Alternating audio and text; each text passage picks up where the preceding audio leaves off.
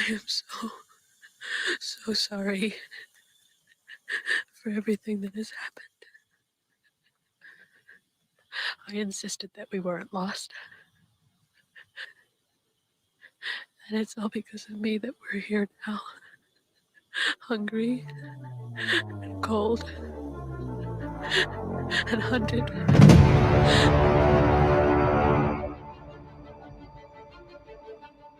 Something is amongst us here in the mountains. It is far greater than we could have ever imagined.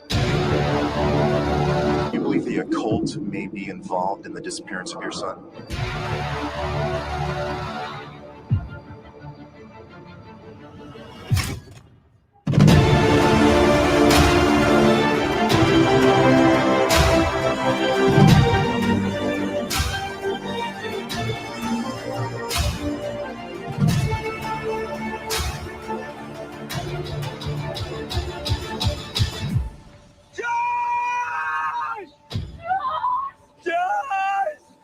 Tell me where you are, Josh!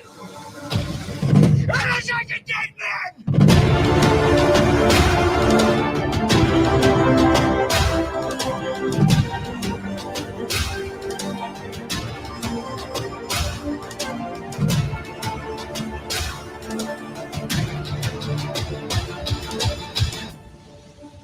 That cold ain't the weather. That's death approaching.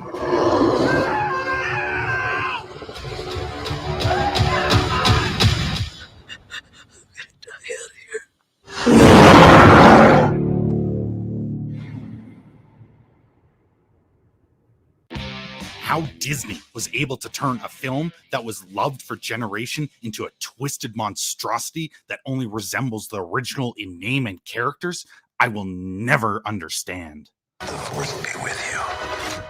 Always. Never mind. They've had lots of practice.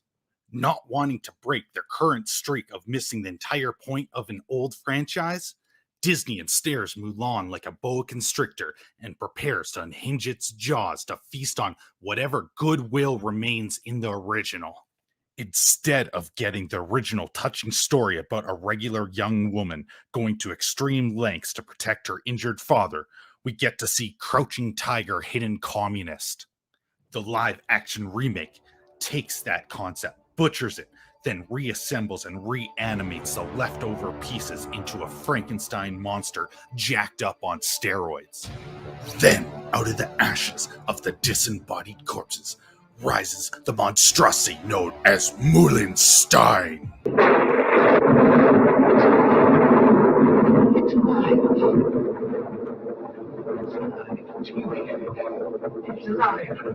The originally clumsy character has been transformed into the ultimate warrior who has to hold back her skills as to not be discovered. It's hard to feel emotionally invested in this Frankenstein monstrosity, or Muhlenstein.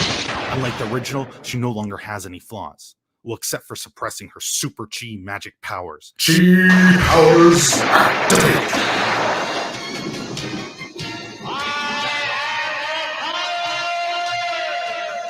Mulan is no longer a regular girl, which changes the entire premise of the movie. Going to take her father's place isn't risky anymore, aside from bringing dishonor to the family.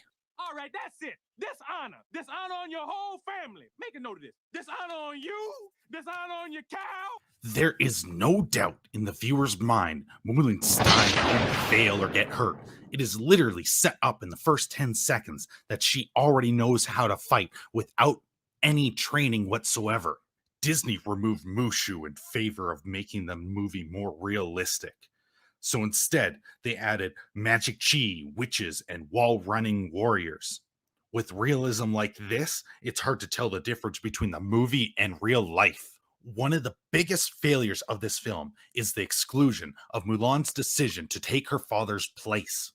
It goes from Muhlenstein picking up her father's sword to donning his armor, Inexplicably, the armor made for a man twice her size now fits perfectly. Mulan must have been hitting the Bowflex a lot to bulk up in such a short amount of time. Omitting the emotionally charged scene that was in the original removes Mulan's call to action and glazes over the serious implications of her decision.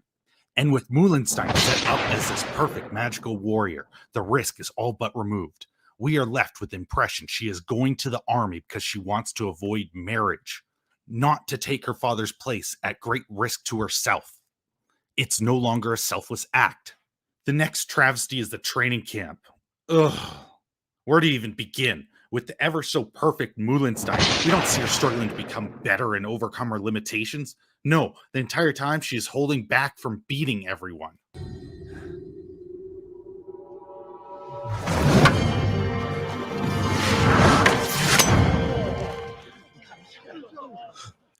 Remember in OG Mulan where she is the absolute worst soldier?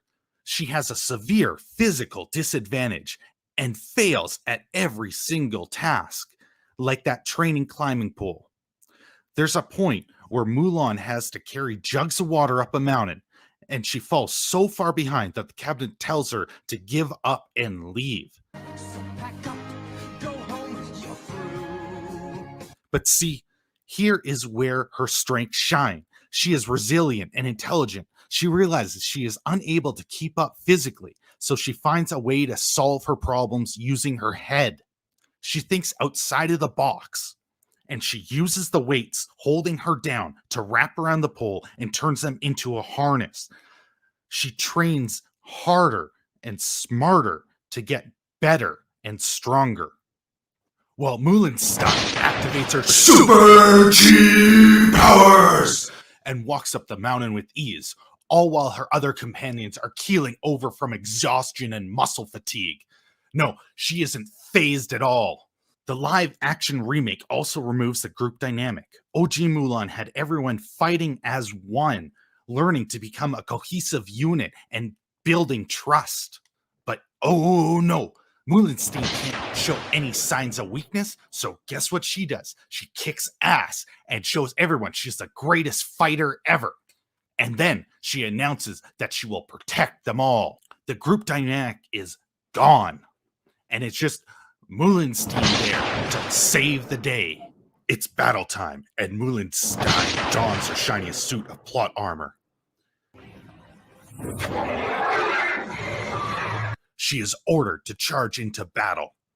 And after her comrades are killed all around her, she is left alone. And because, she's totally the bestest ever, she charges after the Mongolian horde. Along the way, she gets lost, or the witch finds her, or whatever. Honestly, at this point, I don't even know. The movie is just doing whatever it takes to have an ancient samurai Terminator meet a witch. Then Mulan dies or something because she's dressing as a man and it blocks her Super G powers. So she realizes to release her inner girl power, she has to start stripping down. That's a great message for little girls. Free of the burdens of patriarchy, Mulenstein returns to the battle, which somehow has crossed the empty fields to be at the exit of the mountain passage. How convenient. I wish the pizza delivery guy could arrive at my place that quickly. Anyway, without the oppressive mansplaining weighing her down, she can release her inner Neo. I'm waiting for Morpheus to show up and tell her that she's the one. He is the one.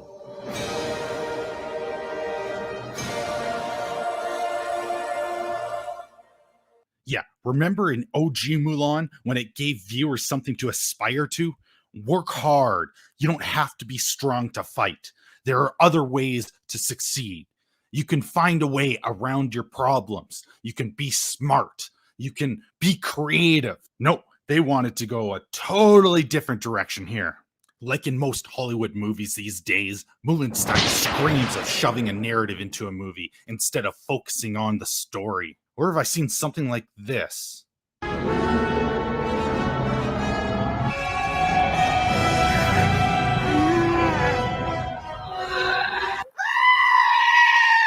Oh, that's right.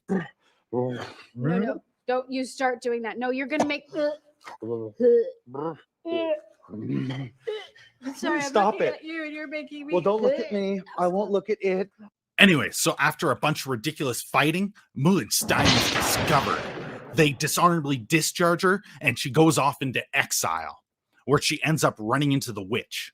The witch that just tried to kill her is now her friend or something, because they start talking and she just tells Mulenstein the plans of the Mongolian leader. So she rides off to warn her former comrades. Then there's a level 5 cringe moment where everyone announces they are Spartacus and now believe her and support her every decision.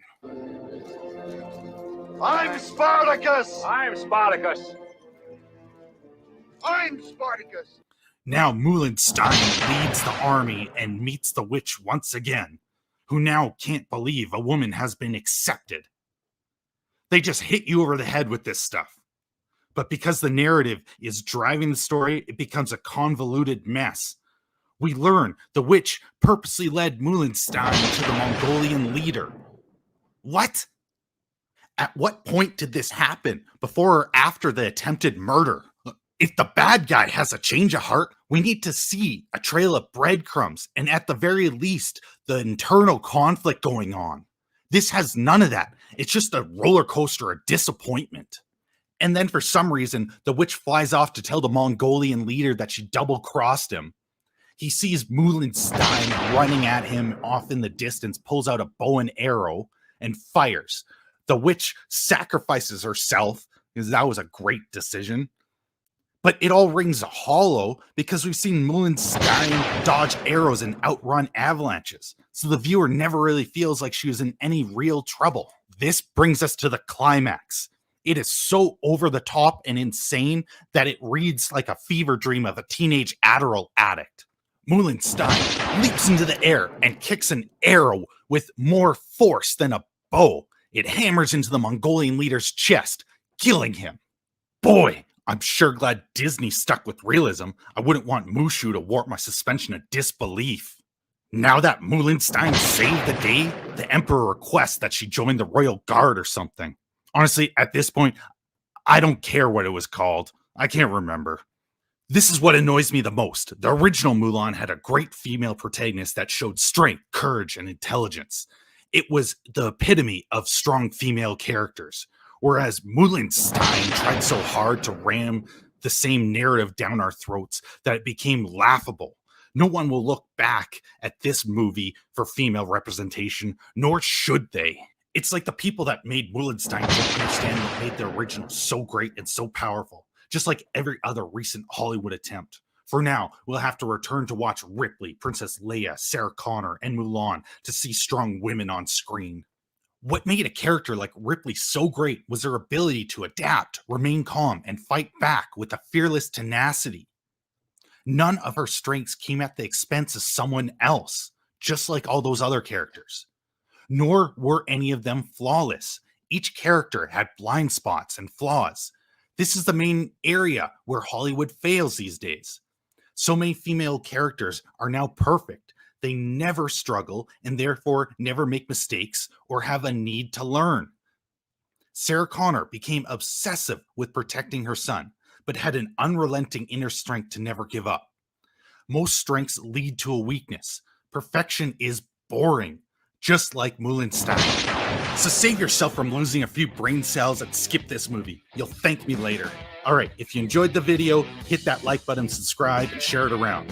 Now leave me alone.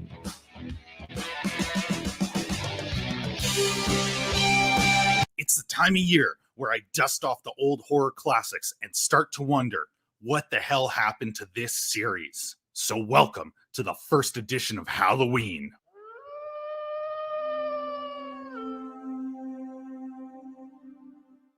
There are only a handful of villains that can make you question whether or not your underwear remains unsoiled. I do believe I've soiled myself. How good? I thought it was me. But there's one that invades nightmares with ease. His bowler cap, red and green shirt, and garden shear hand. Ugh. Alright, when I put it like that, it sounds more like an elderly man tending to his roses. But I assure you, Freddy is the living embodiment of nightmares. For a series that is on the top of the list of the best Halloween movies, it has faded into movie obscurity. Which begs the question, what the hell happened to A Nightmare on Elm Street? Wes Craven's creation has seen 9 movies, a television series, a bunch of novels, comics, and video games. It all started in 1984 when Freddy debuted on the big screen, which was also Johnny Depp's first starring role. A Nightmare on Elm Street was met with rave reviews from critics, garnering the title of one of the best horror movies ever made, and basically launched New Line Cinema. Wes Craven's use of practical effects made for a terrifying film that toyed with the audience's perception of reality. It hit all the right notes. The thing I appreciate the most about this film is the way Wes Craven built the tension. It almost feels like a novelty now, where modern horror movies look to one-up each other in an ever-increasing race to be more shocking. A Nightmare on Elm Street took its time and picked its moments.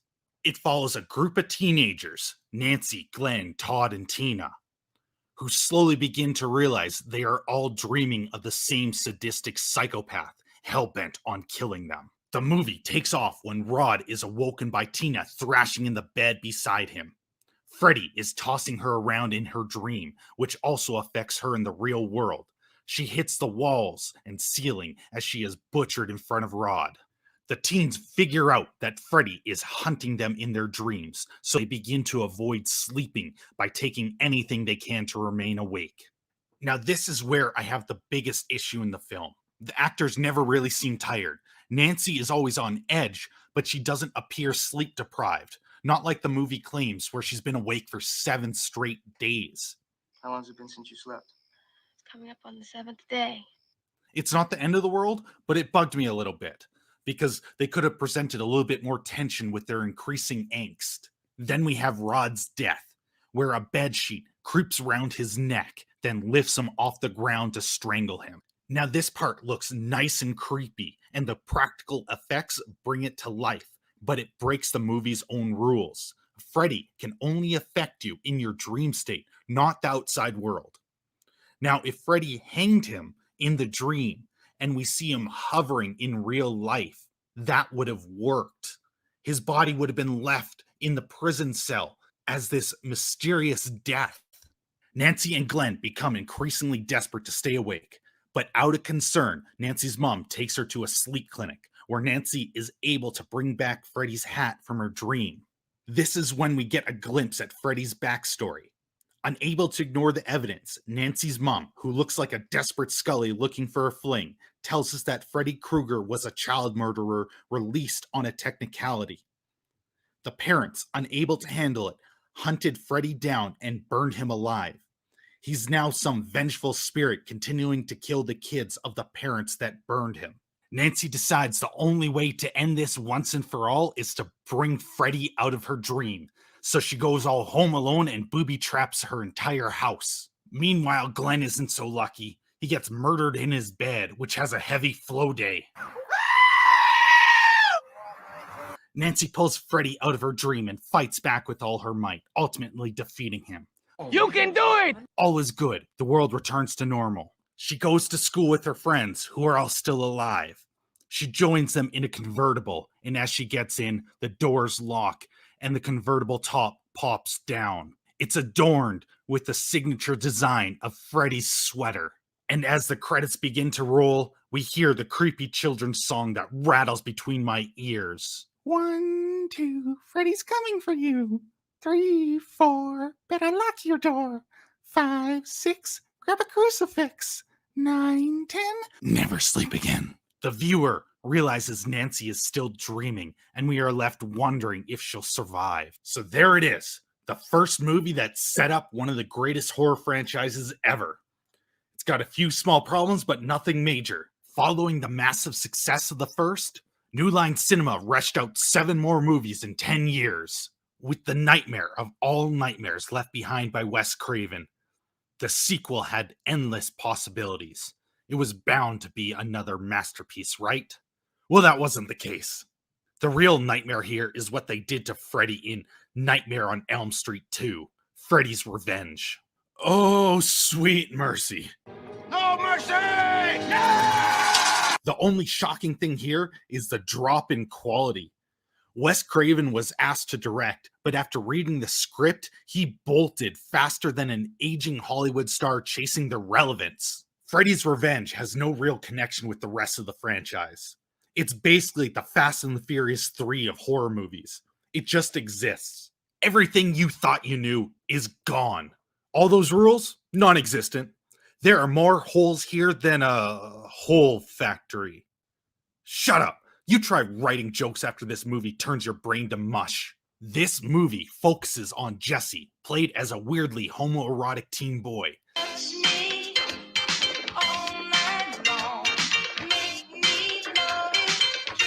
And Lisa, a teen girl, as she was a plastic animatronic Chuck E. Cheese version of Meryl Streep.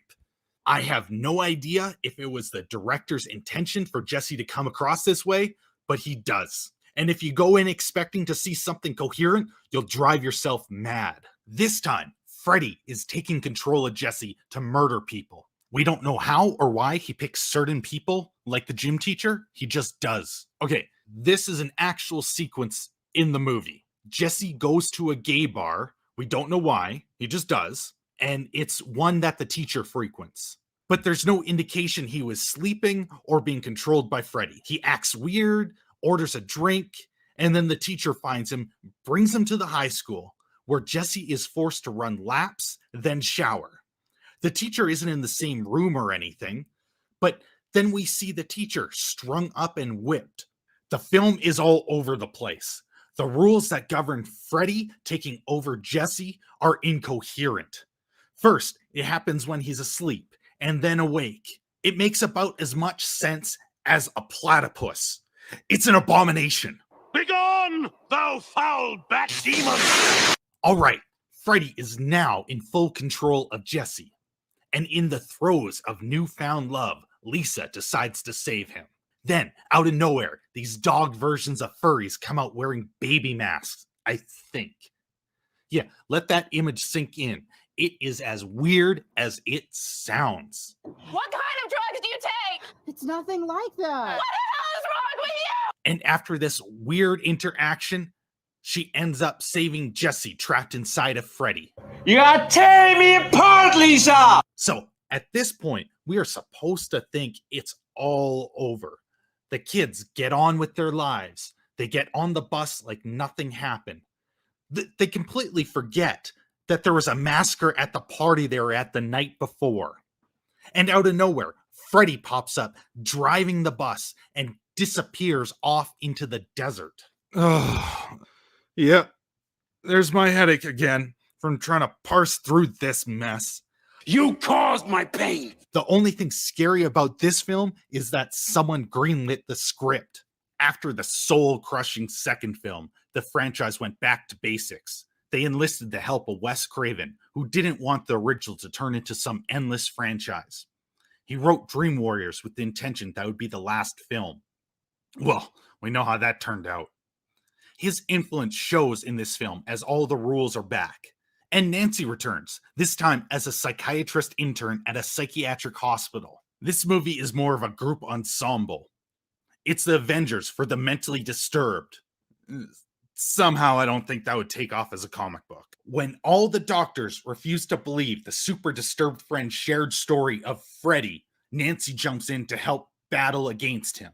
One night, when Freddy attacks Kristen, she pulls Nancy into her dream and they both escape.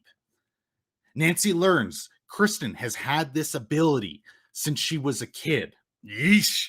I can't possibly see how teens hopped up on raging hormones would abuse this type of power. But the others aren't so lucky in their fight against Freddy. We get some really interesting kills in this film, and the practical effects are on point. After the death of two more teens, Nancy reveals they are the last of the surviving children of the parents that burned him alive. And with the help of the discount Bill Maher doctor, Nancy convinces them to undergo group hypnosis to discover their dream powers. So in the next scene, we have the depressed Avengers discover their abilities. You're a wizard, Harry. I'm a what? A wizard. And a thumping good one, I'd wager, once you trade up a little. And then there's a shift in narrative where a nun tells the doctor how Freddy was actually born.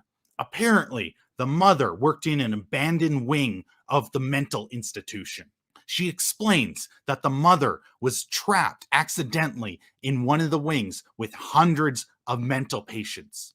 She was abused repeatedly, to put things mildly. The nun continues on and reveals that the only way to stop Freddy is to put his bones to rest.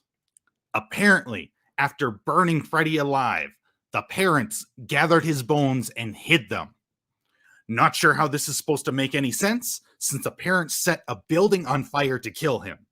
I mean, they would have had to wait until the fire was out and the smoldering rubble cooled, and then scavenge the site to find his remains, all without the involvement of any outside forces trying to stop them. I mean, it's not exactly an easy task to find a burned body. Not that I know from personal experience or anything. Moving on.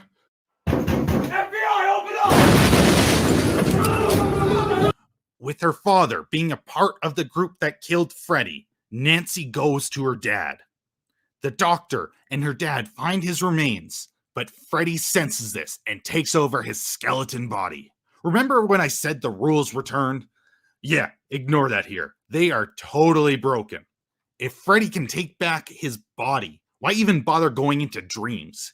He's not weak or anything as a set of bones. Try not to think about this too much and just move past it. Freddy pulls another one of his faceless man routines and pretends to be Nancy's father. He tricks her into getting close and then kills her. The ending is the weakest part of this otherwise good movie. It all feels silly here. The super depressed friends fight Freddy until the doctor pushes him into a hole, douses him with holy water, and drops the cross.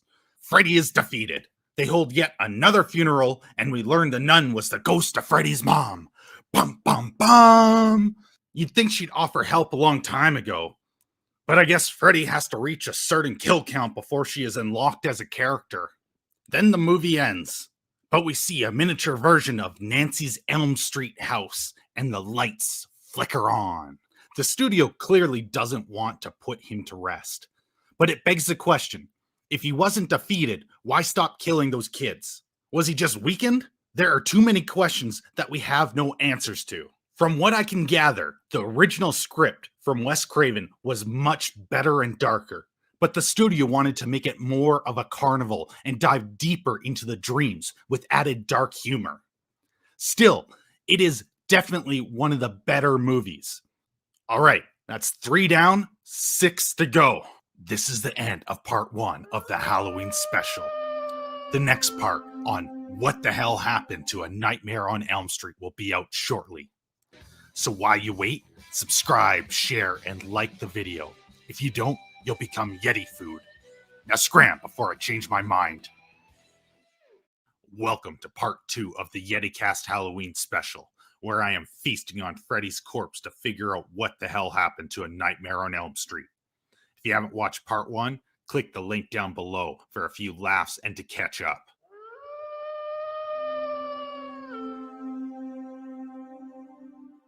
A Nightmare on Elm Street 4, The Dream Master, comes hot on the heels of Dream Warrior. Kristen, Kincaid, and Joey from the previous film have all been discharged from the psychiatric hospital and still call each other into their dreams. Freddy may have been beaten and buried, but little did the teens in the last movie know a dog with a urinary tract infection was a secret to resurrecting the vengeful spirit with a skin condition. Ah! Who knew? I guess fiery dog urine is the antidote to holy water for vengeful spirits. You shouldn't have buried me.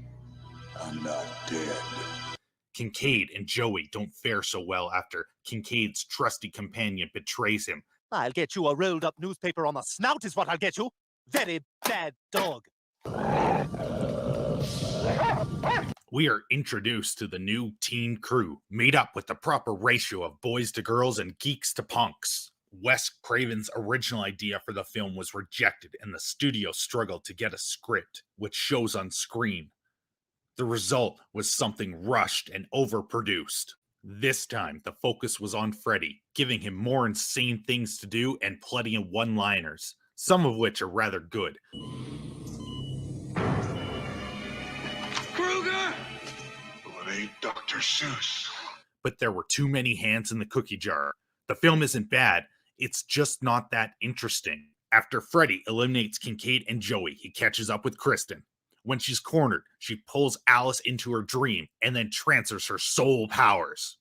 Yeah, now people can gain powers of their friends. It's a neat little concept. If Freddy can collect souls and gain their power, why can't other people? But the idea is poorly explained. First, they're sending your soul to people, then just using articles of clothing to gain their abilities. One of the funniest moments in this film is when Freddy takes out the geek girl. Wanna suck face? No.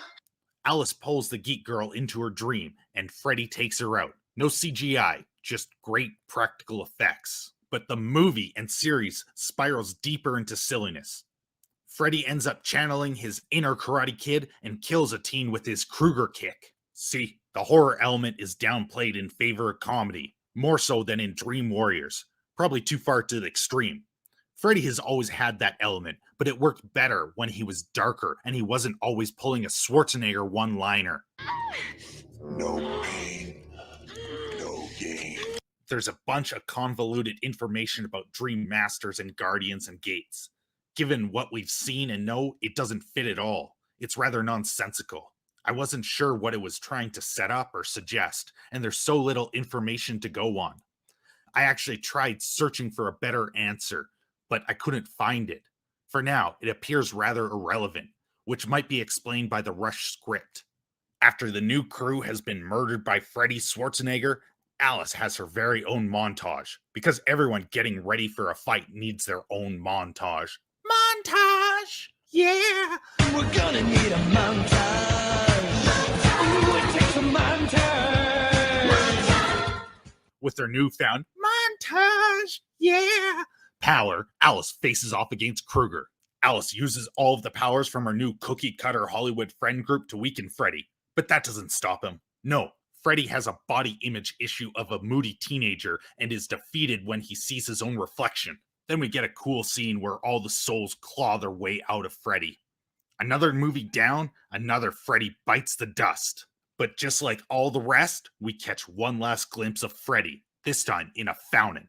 He may be down, but he isn't out. At this point, I'm not sure what would actually end him.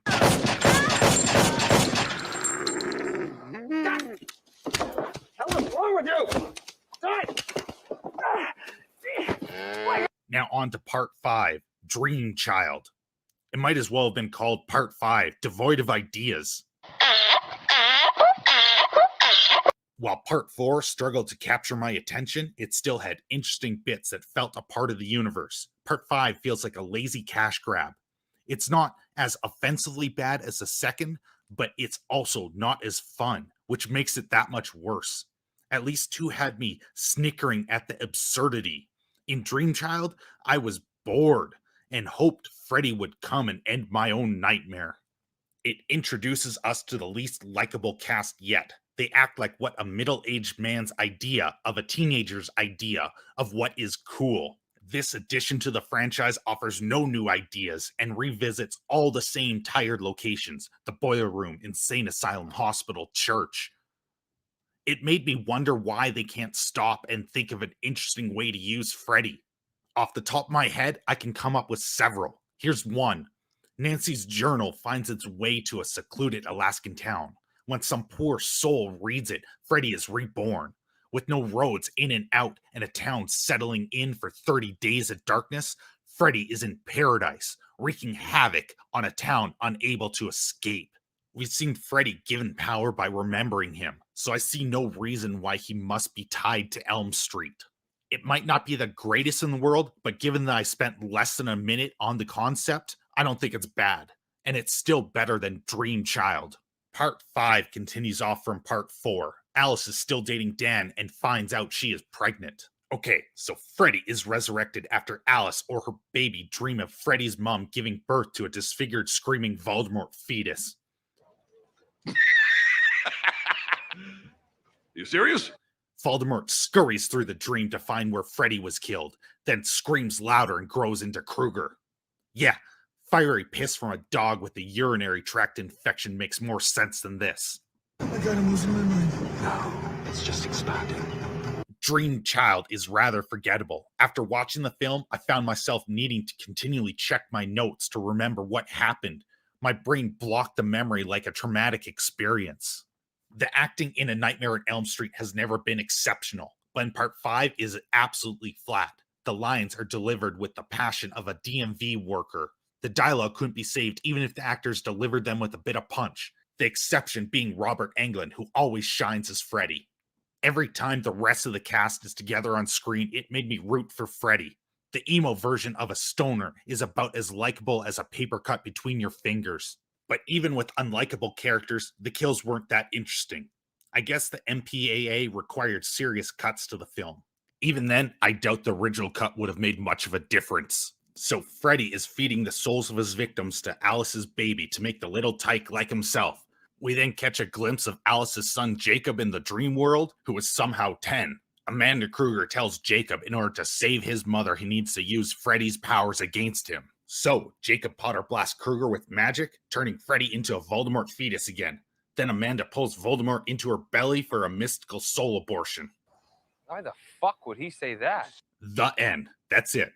Well, except for the final scene with kids humming Krueger's rhyme. 5 movies down, 4 more to go.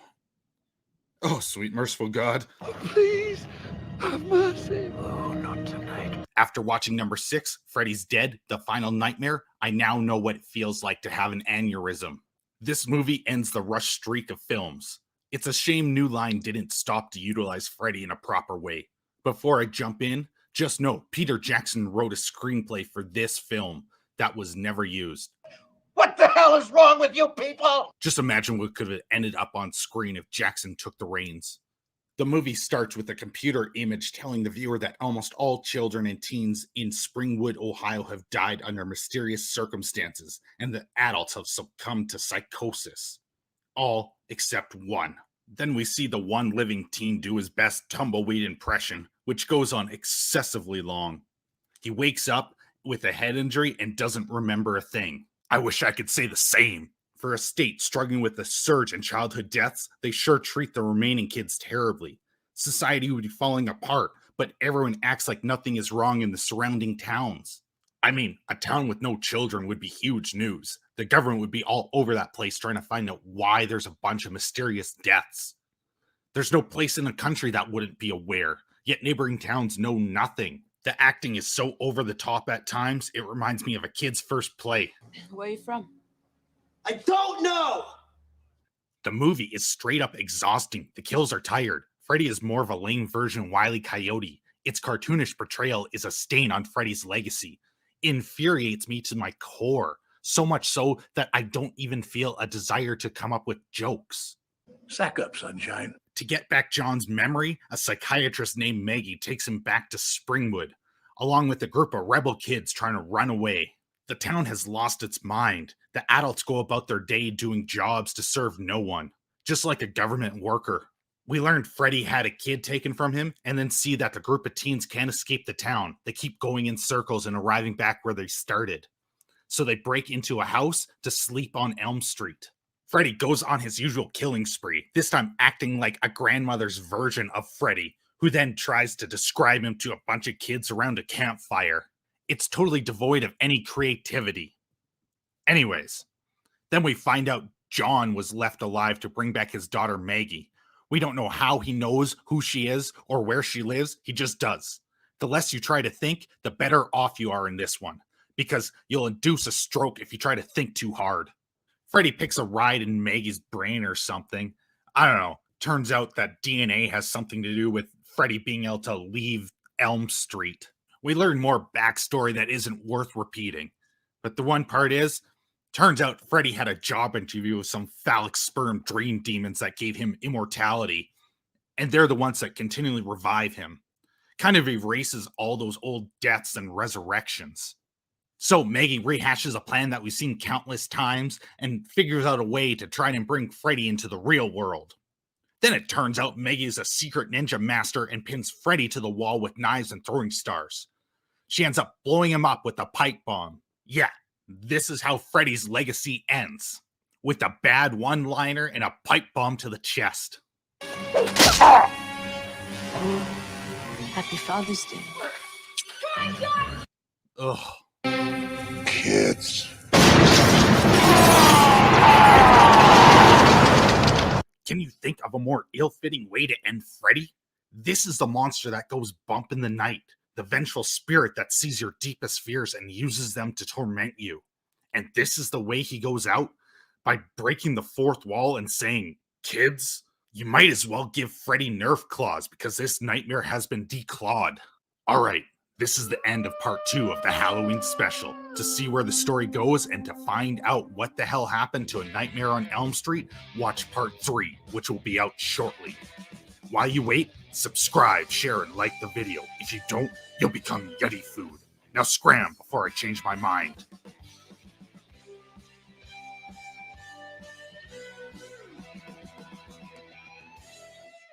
Welcome to part 3 of the Yeticast Halloween special, where I'm sifting through the remains of A Nightmare on Elm Street to figure out what happened to the horror icon.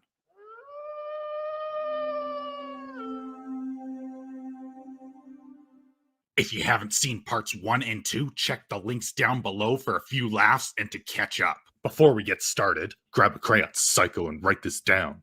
Subscribe, motherfucker. After a series of psychosis-inducing films, we get to one of the best movies in the franchise, Wes Craven's New Nightmare.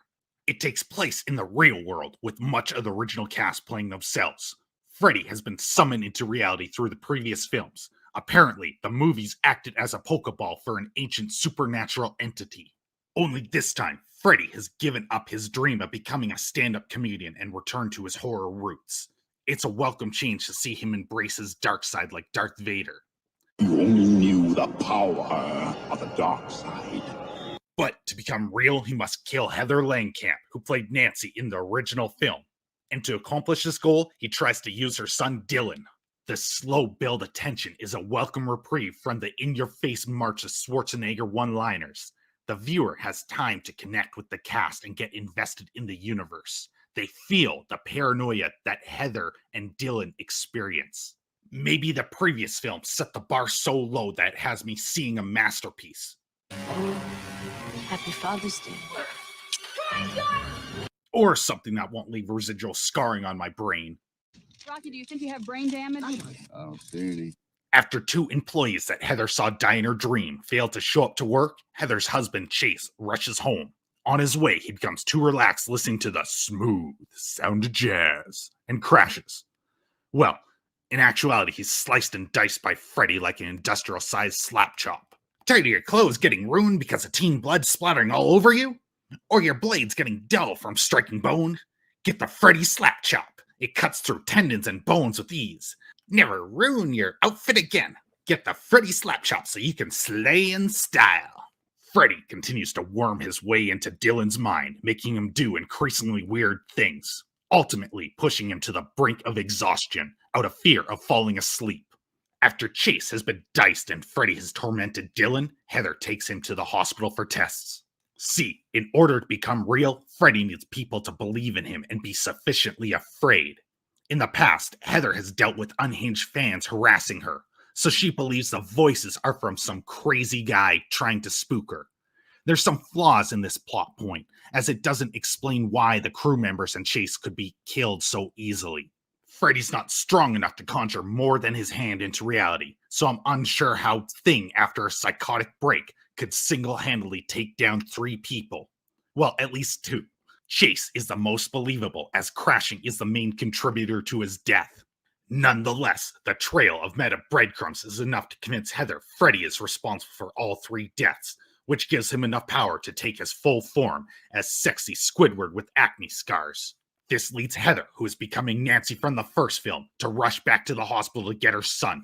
The doctors don't believe Dylan is in danger and is instead suffering from childhood schizophrenia.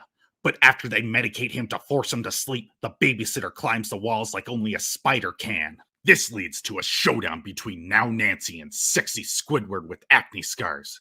Nancy is forced to sleep to enter the dream realm and find her son taken by Freddy. Freddy then turns into Mr. Fantastic and stretches to take down Nancy and Dylan.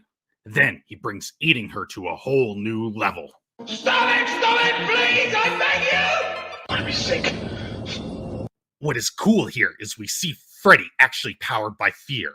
When he needs to use an ability, he has to induce fear to achieve it. I love this element. What I don't like is the reliance on CGI for several of the early scenes. They don't induce the same emotion as the practical effects, like with the babysitter. In many ways, this film is a prelude to the meta-horror Scream. The main difference is Scream is an homage to the slasher genre, and A New Nightmare is salvaging a character lost to a caricature. There's no end credit scene here, folks. It's Craven's nightmare put to rest. But I think A New Nightmare set the stage for Wes Craven's Scream. Alright, 7 movies down, 2 more to go. After Wes Craven put Krueger to rest in A New Nightmare, it looked like it was the end for the iconic character. Then, in a stroke of genius and after a few box office bombs, someone decided there should be a showdown between Freddy Krueger and Jason Voorhees. Which brings us to Freddy vs. Jason, a battle between the 2 heavyweight champions. On paper, this sounds like a fantastic idea. In reality, it turns out more like a disfigured Disney princess ripoff. Don't get me wrong, the film is fun, and one of the better Freddy films, but it suffers from bad CGI and a mediocre script. Still fun though. Freddy vs. Jason is like that drunk uncle that was so much fun as a kid, but as you grow up, you realize he's an alcoholic and needs help. New Line reportedly spent $6 million on script developments, yet this is the final product. Yeesh, probably should have spent a couple million more. Anyways, Freddy is back to his comedic routine, albeit toned down to a satisfactory level. Got your nose! So, Freddy is in hell and forced to watch Freddy's Dead on repeat for eternity. With his last bit of strength, he gets into Jason's dream and convinces him to resurrect to help him scare Springwood into being afraid, which would give Freddy all his power back. If he wanted to give the entire town nightmares, he should have just screened the 2016 version of Ghostbusters or The Last Jedi. Ugh!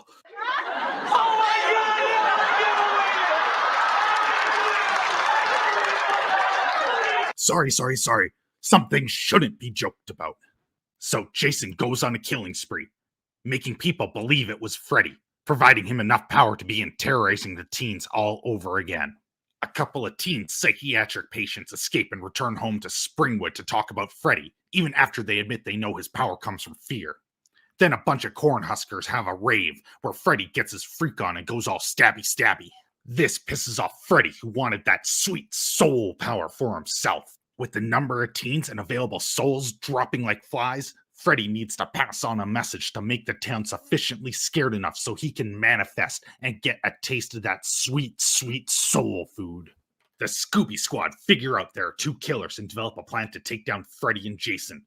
The kids from the psychiatric institution reveal they didn't have dreams, so they all head there to get the pills. Then Shaggy Stoner Bro decides to toke up, because getting high is the first thing you do when there's an undrafted Canadian goalie hunting you and a vengeful spirit with a skin condition waiting for you to fall asleep. Well, Freddy takes control of his body, dumps the sleep drugs, then injects Jason with a needle filled with condensed figure skating essence to make him sleep. Here, Freddy and Jason fight for the first time. This part got under my skin because Freddy knocks Jason around like a literal pinball, breaking the movie's own rules. Freddy spent the entire movie trying to get strong enough to physically interact, yet he's now smashing an angry lumberjack into the walls and ceilings. How did he become supercharged? Did one of the teens remember a childhood incident when they called their teacher mom in front of the class or something? No.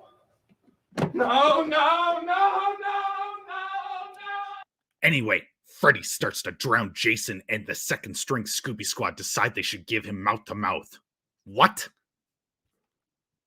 One of your main villains is about to die, and they want to save him, all because their original plan is to bring Freddy into the real world and have them fight? If Jason dies, there's only one threat to deal with. In the real world, Freddy is just a guy in a tattered rugby sweater that will be allergic to bullets or 2x4s to the face. Bullets. I only witnessed. How did you know? For some reason, the kids drove Jason to Camp Crystal Lake. Maybe they thought some fresh air would calm the nerves of Andre the Disfigured Giant. It's a moot point because Jason wakes up before Thelma can give him his first kiss, and they crash the mystery machine. So now we get our showdown between Edward Scissorhands and a rejected hockey mascot. They fight, and it ends in a draw with both contenders battered, bruised, and defeated. But if you think this is where it ends, you haven't been paying attention, because both Jason and Freddy leave the lake for a romantic picnic or to grab a beer. At least that's what I assume they're doing after they're finished with their lovers' quarrel. If you look hard enough, or just stop to think for a single solitary second, you could poke holes in it all day. It's a popcorn flick, which isn't a bad thing. It also made the most money for both franchises. 8 down, 1 movie left. But it'll all be over soon, I promise. In the midst of the gritty reboot era comes the darker version of A Nightmare on Elm Street. With great minds like Michael Bay behind the film, what could possibly go wrong? Everything. The answer is everything. Robert Englund is no longer in the role of Krueger. Instead, Jackie Earle Haley was tasked as the replacement, who actually does a decent job with what he's given. But just like every iteration that failed, they didn't ask for Wes Craven's input. The first thing to get the axe, practical effects. Instead, we get soulless CGI taking its place. In the 10 years since the movie was released, this hasn't changed. Hollywood keeps drinking from that barren well. Personally, I am convinced the old movies hold up because of the visceral display practical effects bring to the screen. But that's a video for another time. Back to this film. You know he's right. Chris witnesses Freddy kill her friend in front of her inside a diner. She doesn't see him possess his body. She just sees her friend take a knife to his throat. The movie uses microdreams to play with reality, but it doesn't work early in the film when the characters have yet to become sleep deprived. The movie is disjointed. From the start, it appears to follow Chris, and then out of nowhere, we get a lame recreation of the original Tina murder. At this point, we shift to the real main character, Nancy. The perspective shifting worked in the first film because we were introduced to the friend group. We see them all interacting, and the relationships are obvious. We had no idea Chris was a secondary character until her death. Maybe that was the intention, but it failed. The dialogue and acting is utterly flat and devoid of life. The lines are delivered with the passion of a nurse at the end of a double shift. The scariest thing about this film is how utterly bland and boring it is. Are you ready for pain? Are you ready for suffering? The film meanders from scene to scene with a new main character. They get increasingly tired and desperate, with Freddy tormenting them along the way. I could see what the director was trying to do, but it lacks soul. So the real main character, Nancy, who has the same perpetual depressed look I had while watching the reboot, takes the driver's seat in this film. Nancy finds Freddy's secret hideout where he took them when they were kids, then just decides she can pull him out of the dream world. A bunch of things happen. Discount Freddy monologues, blah, blah, blah. Nancy is woken up with an adrenaline shot to the heart. I could use one of those right now because the grungy reboot is putting me to sleep. Then Nancy chops off his head. But of course it's not over. Freddy breaks through a mirror and kills the mom in the end. I'm sure this is an homage to the original, but it fails harder than a kid with ADHD on a sitting still test. Shut up. My brain threw in the towel a long time ago. That atrocious reboot was actually the second highest grossing Freddy film, and Jackie Earle Haley signed on for 3 more movies. So what happened? Well, in 2015, it was reported that Warner Bros. And New Line were developing a second remake. We know that didn't happen. Then in 2016, it was reported that the movie was in development hell. Then in 2018, it was reported that A Nightmare on Elm Street was still in development, but New Line was more interested in the Conjuring universe. And finally, in 2019, Bloody Disgusting reported that the film rights reverted to the Wes Craven estate and is taking pitches for a new movie. For the life of me, I can't understand how New Line Cinema squandered this character at almost every single turn. With the franchise safely back in the hands of the Wes Craven estate, there's hope that horror lovers everywhere won't get some corporate dictated film. Only time will tell. But from what I can gather, they are taking their time to get the right script and people to work on the next movie.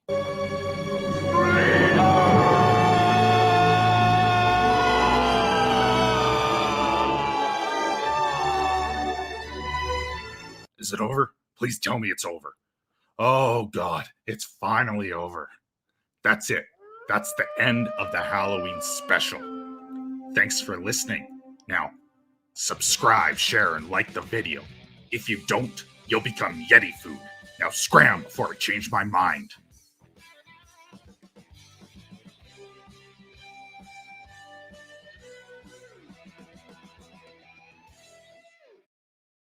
Paul Verhoeven's Starship Troopers is an iconic, yet often overlooked movie. On the surface, it looks like a campy, over-the-top action flick, and it is. But baked under a cheesy layer of schlockfest is layer upon layer of thought and intention. Would you like to know more? The movie is actually a satire.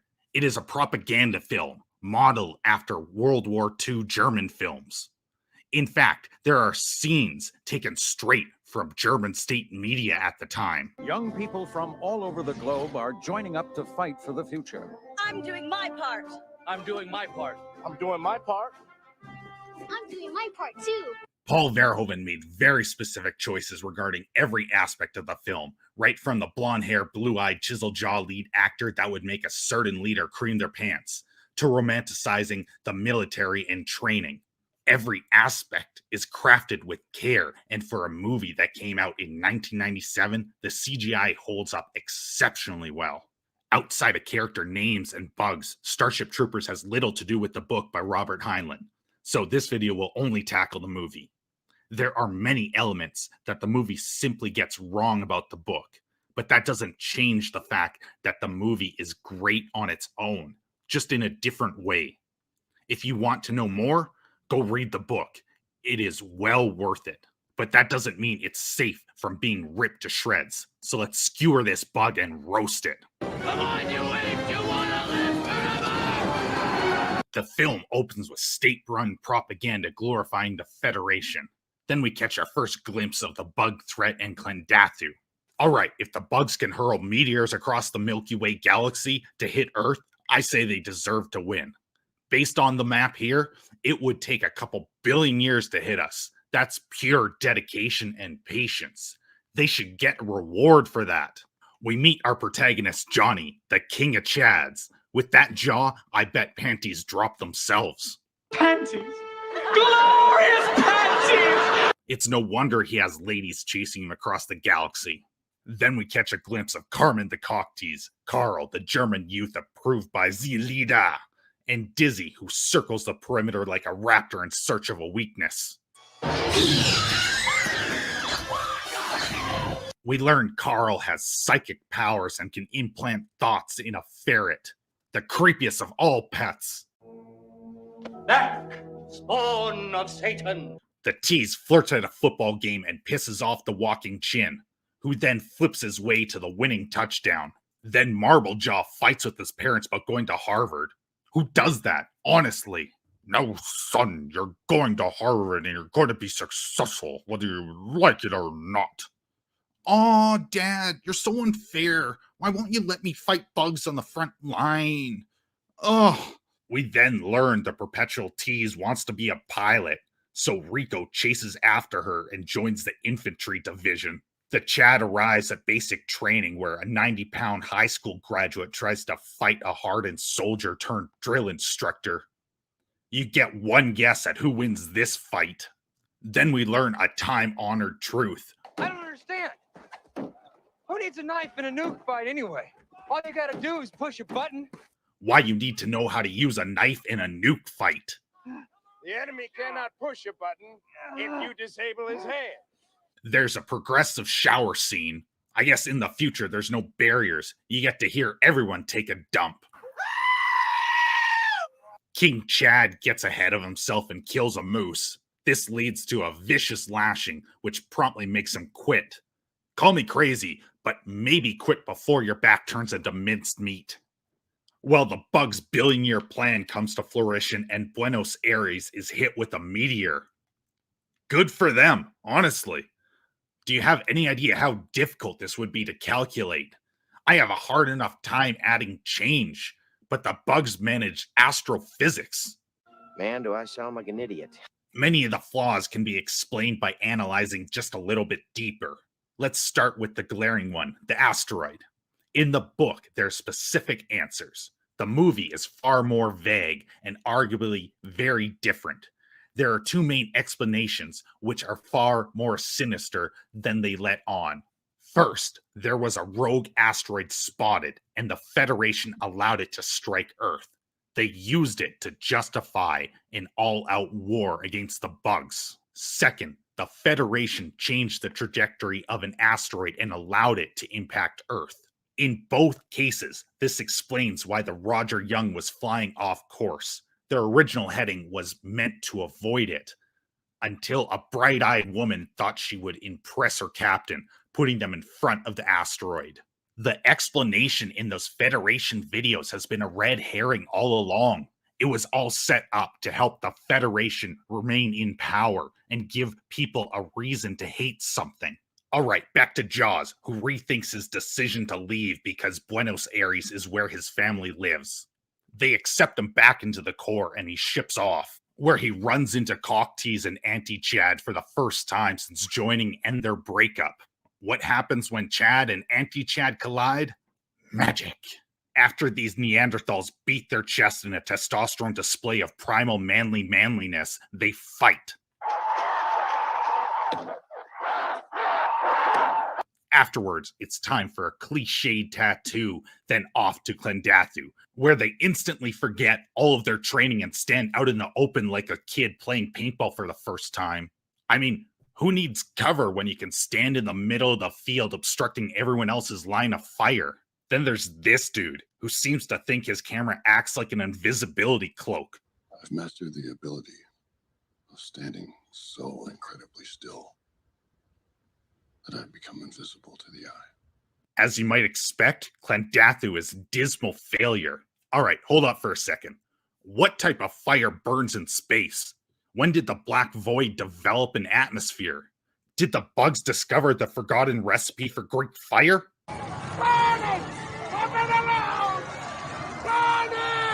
Rico is reintroduced to the teacher, now outfitted with a Nintendo Power Glove. That dude is going to destroy in Mario. They head out on their next mission behind RoboCop. Then the Chin finds out he was a bull rider in a previous life and kills Bugs good. You killed Bugs good. The Raptor finally finds a weakness in the electric fence and hooks up with Rico. Clever girl. Then the Roughnecks come across the outpost and find out everyone is dead with some missing brains. Can the brain bug shrink like Ant-Man or something? Because it's way too big to limbo its way into the barracks for a snack. The movie should end with the Roughnecks discovering the brain bug stuck in the outpost. But it's a trap. It's a trap! Then we see RoboCop and the Raptor killed. Alright, did everyone skip Medic Day? There's no reason for either of them to die. The dropship has arrived, and with immediate medical attention, they would live. Strap a tourniquet on the sergeant, and for the love of God, don't pull the mandible out of Dizzy. Maybe Chad was too busy looking in the mirror in BASIC to remember. But I guess if that happened, it wouldn't complete the boy band's cover model transformation from wide-eyed schoolboy to hardened warrior. Why are you always looking at yourself in the mirror? Why are you doing that? Tell me! Carl's running military operation and gives Rico command. Is the infantry so low on soldiers they give command to a kid that has 2 missions under his belt? No wonder all these missions have such a low survivability rate. They are letting teens decide what to do. Well, that's a good way to get killed. Their next suggestion will be to defeat the bugs by eating Tide Pods. What? No, ew. Gross. Things go bad. Carmen and Auntie Chad escape in the world's worst escape pod. You're right, Professor. This thing doesn't fly. Don't sit in there, you idiot. That's dangerous. When did walkie-talkies change? Now they function without anyone holding a button. What do you want to do? Its only purpose is to set up the next dramatic scene where Rico proclaims he knows that Carmen is still alive. Then it's on to the big finish. The brain bug emerges. This gross monstrosity is responsible for directing the other bugs. As a kid, this scene burrowed into my skull like its stinger. When the hero of the day, Rico, shows up with a handheld nuke, and then someone makes a cliched sacrifice, the infantry capture the brain bug. Alright, so we know it tells other bugs what to do, and is intelligent enough to direct attacks at Earth. Then why is it not calling every single bug in the area to its defense? The nuke was inside a mountain, and most of the fleet ships in orbit were wiped out, so I don't expect the main bug to be extracted so easily. But hey, the infantry are heroes, so don't think too hard. It's an absurd ending, but it's also supposed to be that way. Remember, this is the propaganda. This is the glorification of war. It's the story of a young high school student going to fight for his species and becoming a hero. The propaganda movie the viewer is watching is even cut with state-run commercials. To break down every scene in a serious manner would be flawed. The viewer has to peel back the layers to understand the intention. Failing to do so misses the entire point of the film. But even if you do look at it on the surface, it is a fun popcorn flick. The subtlety of Starship Troopers is where its true genius lies. See, the entire film is meant to lure you into embracing the Federation. Then it ensnares you like a spider web, just where the predator wants its prey.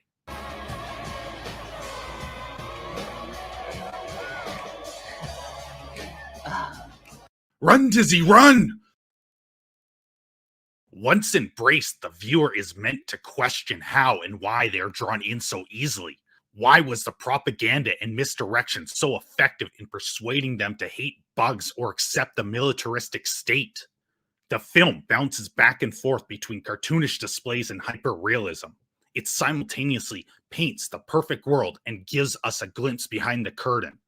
This is what, I believe, allows Starship Troopers to work on multiple levels. It satisfies action lovers and lends itself to a deeper analysis for those that are interested. Would you like to know more? What I find so fascinating is the level of debate this film still elicits. There are varying opinions regarding every single aspect, and I expect this to continue long into the future. To continue the debate, leave a comment down below, subscribe, hit the like button, and share it on social media. It really helps my channel. And if you enjoy my content and would like to support what I do, check out my subscribe star link. Every little bit helps. I'm doing my part. I'm doing my part. I'm doing my part. If you don't, you'll become Yeti food. Now scram before I change my mind.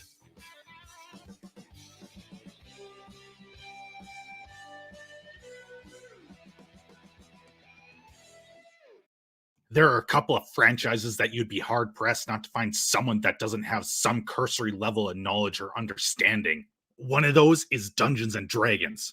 I mean, the name itself gives half of it away.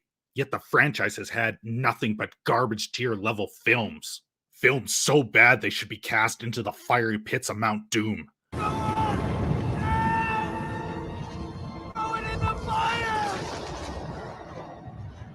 When I went to look for a movie to roast and analyze, I noped out of movies 1 and 2 so fast I suffered serious whiplash. Then I found The Book of Vile Darkness, which is by far the most watchable of all the films. It's a low-budget movie filled with a Chicago pizza level of cheese.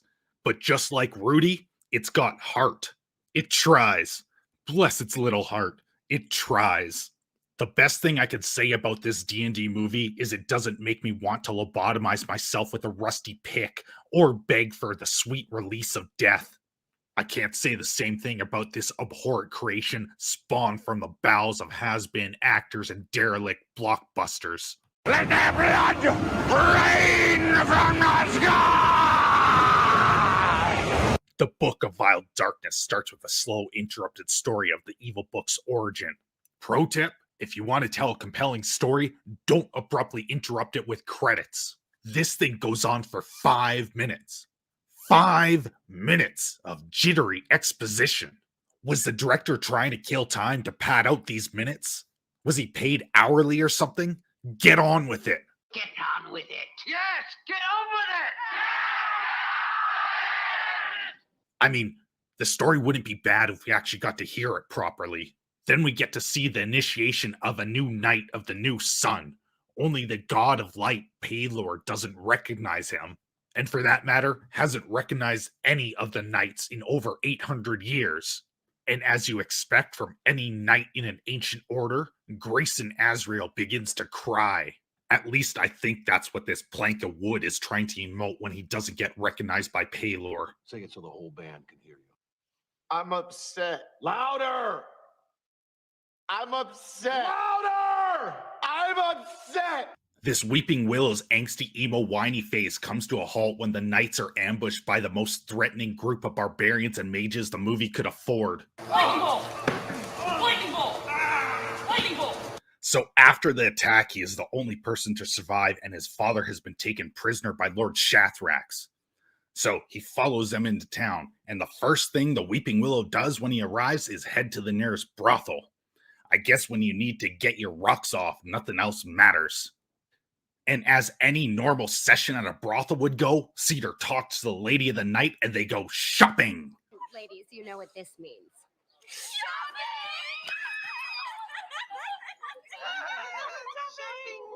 There's part of me that appreciate the movie is playing out like a D&D session. Every good adventure starts with a trip to the local trader.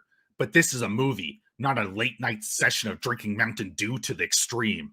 Scale of 1 to 10, 1 being not so extreme and 10 being extremely extreme, I give this a 9.5! Since it's an actual movie, believe it or not, it's a waste of valuable time. There's only so much world building and character development that can occur. Spending it with an annoyed vendor does nothing to drive the plot forward. Anyways, back to the pine tree with hair. The streetwalker's brother was conveniently a knight in the new sun as well. My brother was a knight of the new sun. He died a pauper and alone. I mean, what a coincidence. What are the odds the first person he talks to is a brother in the same middling order as himself? A group so small that their entire organization was slaughtered at a single gathering. Given that they're generational, there's a good chance they were related in some way. Silence, foul wench!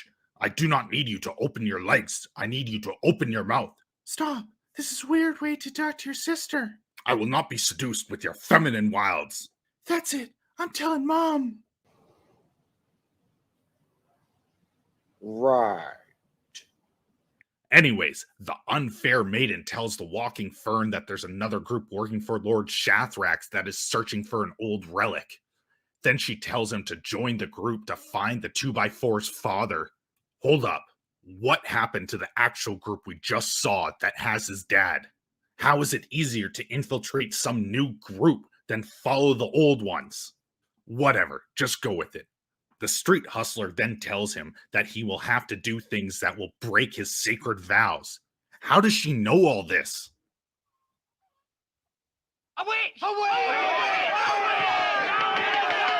Did the director find this script on the back of a matchbox or something? So the fern tries to pay her with his medallion, but she tells him to use it to save her brother. Use it to strike a blow for my brother, but keep it hidden. Okay, back that up one more time. This woman, You can take your clothes off behind the curtain. the one that was going to sleep with him a few minutes ago, is actually his aunt? They're related? I was joking about that. Who wrote this mess? Jaime Lannister? Did they only get one chance to shoot each scene? At no point did they ever recognize each other. Or was it a case where the actress didn't read the full script and thought it was her dead brother that was captured? Neither answers are actually good. I don't even know what to do with this. But I think I might have the perfect solution. Much better. Birch heads to the local tavern to find this new group, where the band of evil adventurers are having a dick measuring contest. And the only one without the proper accessories wins. Then the plank joins them and we get some mediocre repartee. And I only see half a man. I'm more than enough for you. I foresee awkward sex in their future. So Miss Thunderfist tells Grayson in order to join their little band of miscreants, he needs to kill some random person in the bar. And then we learn this dude spits bugs. I'm not a dentist, but seek help immediately or grab some freaking mouthwash. Well, the plank is saved when one of the bankrupt Legion of Doom attacks him and he kills the guy in self-defense, which earns him a spot. After murdering one of their party members, they head out on their quest, where things immediately get off to a rough start. I'm proficient with both hands at carving. Shall I show you? Are these innuendos intentional or you know what? Never mind. I don't want to know. Well, this is getting weird. What's a dungeon without a dragon? I can appreciate that they kept the effects at a distance so its flaws aren't obvious. But that doesn't last long. They soon put their janky dragon on full display. But first, we get this delicious gift.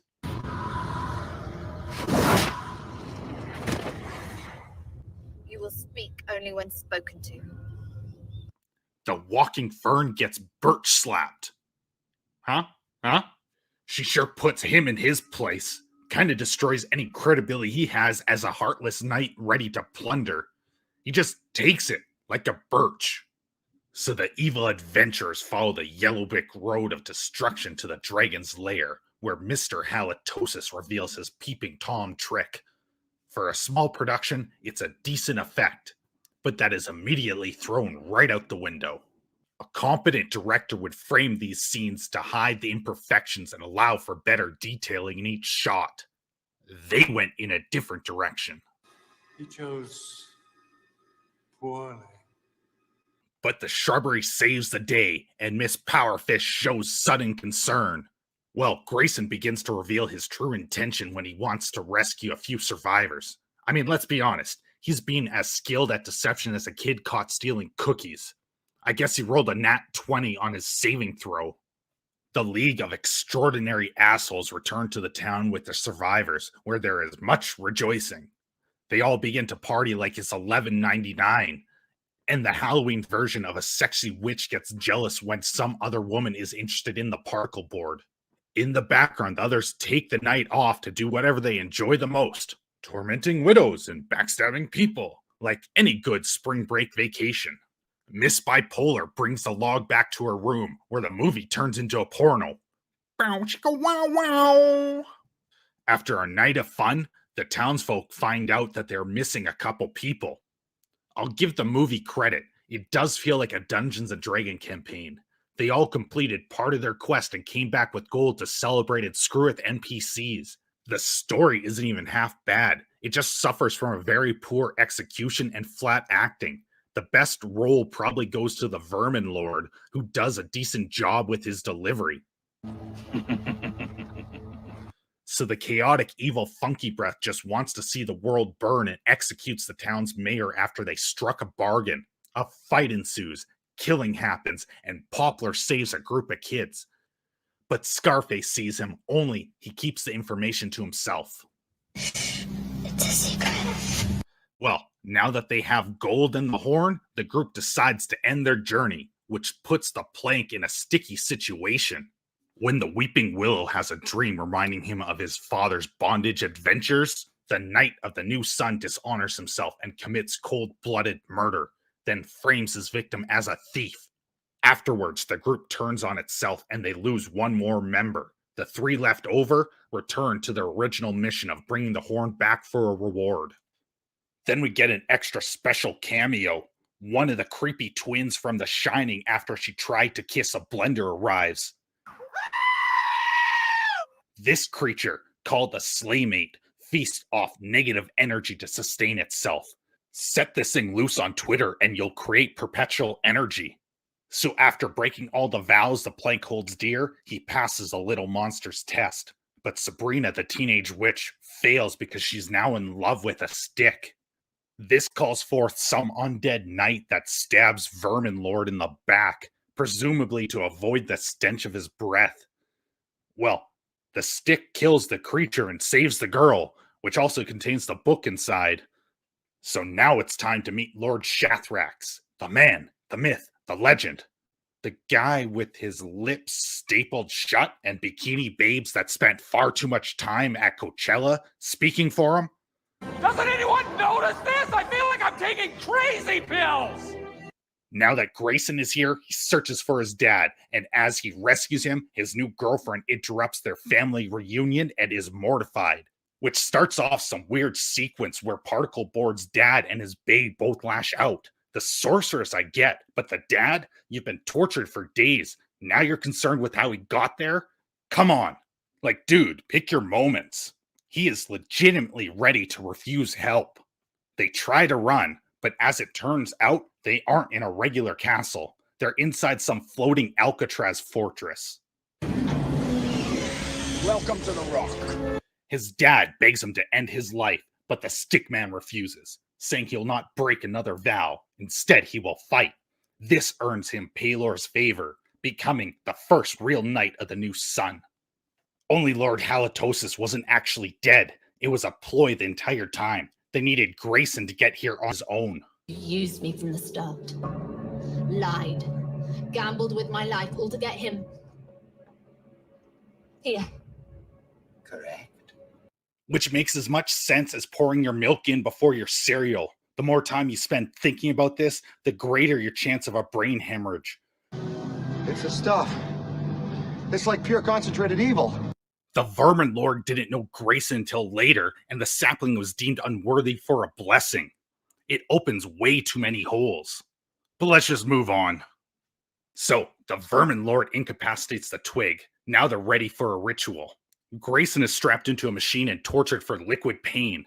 Well, the sorceress can't handle seeing him suffer, so she gets all handsy and steals Palor's amulet to give it to the log. The amulet works, kills all the people, except for the sorceress. Then we get a 30-second scene where they discuss leaving together, but decide to part ways. The end. No, seriously. That's how it ends. It really does end as abruptly as it sounds. I guess the player caught up to the DM's story, then rolled a nat 20 and he had come up with a resolution on the fly. If you can even call this a resolution, it feels more like part 1 of an epic gaming session. Whee! It's like the director realized he only had 2 minutes of film left, then crammed it all in. I had to actually rewind to make sure I didn't black out and miss the real ending. If the story carried on, I would probably watch it. Honestly. The acting is flat, the characters aren't well explored, the dialogue is silly, the effects are bad, yet I find it oddly enjoyable. With a few tweaks, the film could be rather good. We have the last paladin in his order, setting out on a mission to save his father and prevent unspeakable horrors from ravaging the earth. In order to do so, he must join an evil band of mercenaries to recover the very thing they need to complete their ritual. Along the way, we find out just how far he is willing to go to succeed. That is a solid plot idea.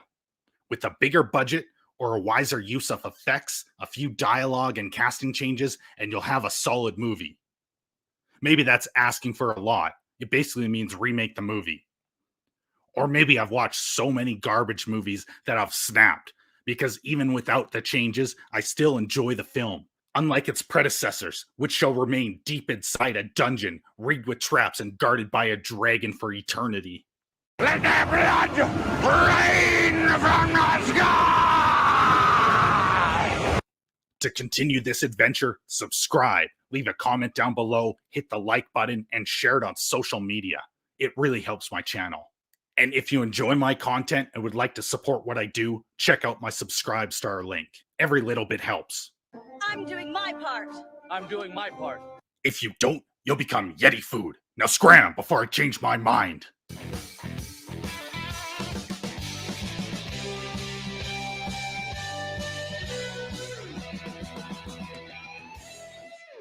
Christmas is right around the corner, which means 2 things: rewatching Die Hard and defending myself from that fat bastard that watches me while I'm sleeping and stalks me while I'm awake. Each year he whispers that I better not run, I better not hide, but this year I am ready. So bring it, you jolly son of a bitch.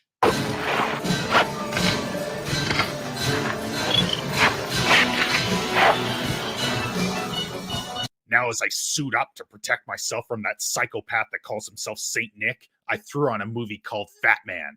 Now, before I dive into the film, consider supporting me by joining my Subscribe Star page or buying a t-shirt off my TeePublic store. Every little bit helps. I'm doing my part. I'm doing my part. I'm doing my part. If you aren't able or just here hate watching me, subscribe, hit the like button, and share my video on social media. It really helps my channel. Now back to unwrapping the Fat Man.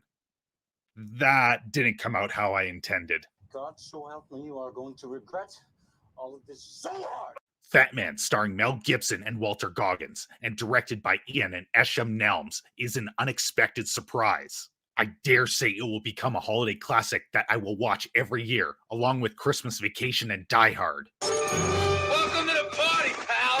Fat Man is thoroughly enjoyable, but I feel as though the trailer does a disservice to the movie. I went in expecting something completely different. Well, slightly different. See, I expected a classic Mel Gibson action flick. What we got was more subdued, which isn't a bad thing. The movie works by being grounded in reality. It offers a nuanced look into a disenfranchised Santa that feels like he failed the current generation of children. The more I watched Fat Man while I worked on my roast and analysis, the more I came to appreciate what it was doing. The chemistry of the actors shines on screen. The cinematography is gorgeous, and the dialogue is fantastic. Marianne Jean-Baptiste and Mel Gibson appear to have the genuine connection of an old married couple. Their dialogue flows like my uncle pouring his 5th glass of eggnog. Effortless. Now you better watch out, because there are potential spoilers up ahead. If you don't want to hear any, stop watching now. The movie begins with a pompous twit wearing a chest full of ribbons. As a rule of thumb, I never trust anyone wearing a ribbon. No good could come from a little shit peacocking their success. Anyways, we see that even his dad is avoiding the ribbon master. I mean, the kid can't even get his grandmother some milk. Then we transition to the Fat Man himself as he protects his farm from an invading horde of cans. As Santa fends off the metallic demon spawn, we learn that he's also having money problems. Up next, we are introduced to Jazz Hands, who wears 100% cotton gloves to protect himself from finger-wagging induced injuries. These are not spirit fingers. These are spirit fingers. Well, the gloves must be on a little too tight because Spirit Fingers over here is a real prick. Turns out he has an unhealthy obsession with Santa after not getting the toys he wanted as a child. Maybe a participation trophy for sassiest hands would pacify his rage. We then move back to Ribbon Boy, who loses the science fair. Well, of course this little brown noser can't handle it and immediately sees how far he can keister his nose. When that fails, he chooses a nuclear option and calls Fancy Fingers, who turns out to be an assassin. Now back to Kris Kringle, who is carbo loading for a drinking marathon. On his way to crawling inside a bottle, he scares away a dude from going beaver hunting. You see, this peeping Tom knows if you've been bad or good. You ever wonder where those missing socks and underwear go? This fat man is probably sniffing them as we speak.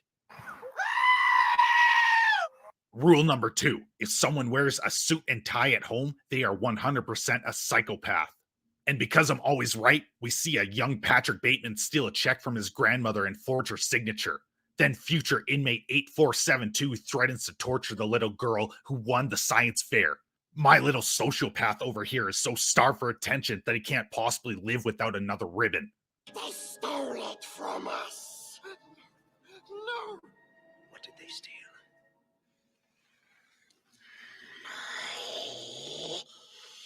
Precious. Santa arrives back home and finds the United States government waiting for him, along with the general. Santa's already in a bad mood because he only comes once a year. What kind of stupid, sick, twisted logic? This little visit only makes things worse. You see, the government pays him based on how many gifts he delivers each year, but the kids have been given participation trophies and grown into unthankful little monsters. With so few packages being delivered, the fat man can't even pay the electric bill.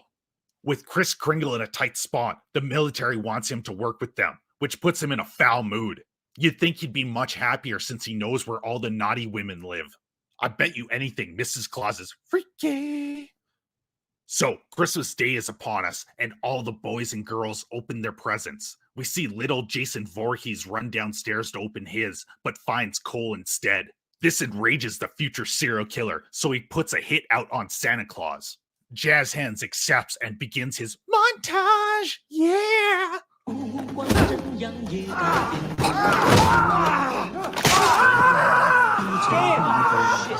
broke it. Did he get jealous of the other guy's finger swag? It appears that little Michael Myers' dad left home for a pack of smokes and never returned. Just like mine. He'll come back one day, right? Right? Then it's back to the finger model, who gets the only piece of useful information out of a government worker in recorded history. Then he heads to Alaska. Having spent his life savings on a tragic sugar plum addiction, Santa announces a partnership with the US military to help deliver the warm embrace of Christmas cheer to all the little deviants hiding in mountain caves.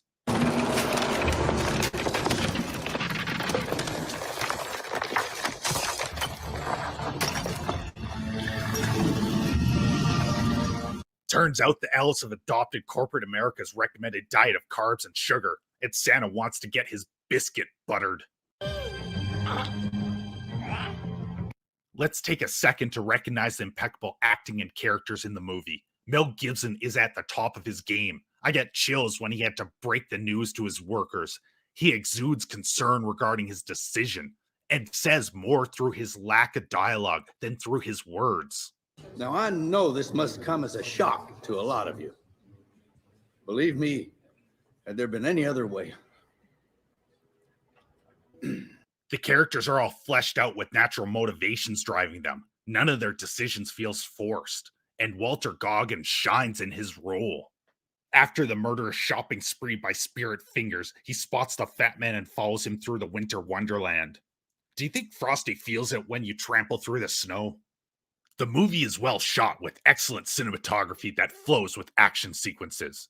A lot of thought and detail went into the framing and scene design. The action isn't anything exceptional, it is rather subdued. But that actually works in this movie's favor. A John Wick sequence would feel out of place in this gritty world. After the assassin racks up a new high score in Elf Hunter, he confronts the big man himself. Then there's a showdown at high noon, where Santa unleashes his frustration over his repressive diet, and Finger Swagger releases his pent-up daddy issues. In the end, daddy issues trumps all others. Strip clubs across the nation thank you. But Mrs. Claus ain't got time for that. Ain't nobody got time for that. She then ices the kid at the top of the naughty list with a flintlock pistol. Then it's back to Patrick Bateman, who is conducting a little chemistry experiment with his grandmother's pills. Well, the big guy shows up and has a long overdue heart-to-heart with the little monster to set him on the straight and narrow. If the spoiled brat fails, Santa will express delivery a can of whoop ass. You don't have to come and confess that you did it. We're looking for you. We gonna find you. I'm letting you know now, so you can run and tell that, homeboy. The movie ends with the elves rebuilding Santa's sweatshop so they can go back to a lifetime of indentured servitude. What I really appreciate about Fat Man is the attention to detail. In the end scene, we see that Santa saved the assassin's gerbil, which should prevent PETA from bursting a blood vessel. I can't help but feel the movie missed an opportunity by showing how a little kid got a piece of coal and developed an unhealthy obsession with Santa to ultimately trying to assassinate him. From the beginning, I thought that's what tied Patrick Bateman and Jazz Hands together. But the movie was still fantastic. I have no doubt it will go down as a future holiday classic. So, if you're looking for a new movie to watch over the holidays, check out Fat Man. It is well worth it, and you'll help send Santa to rehab for his sugar plum addiction. Before this video ends, I want to give a big shout out to Theme Park Casual, who's kind enough to give this Yeti some holiday cheer. He's a graphic designer, so if you need something made, send some business his way. If you don't, you'll become Yeti food. Now scram before I change my mind.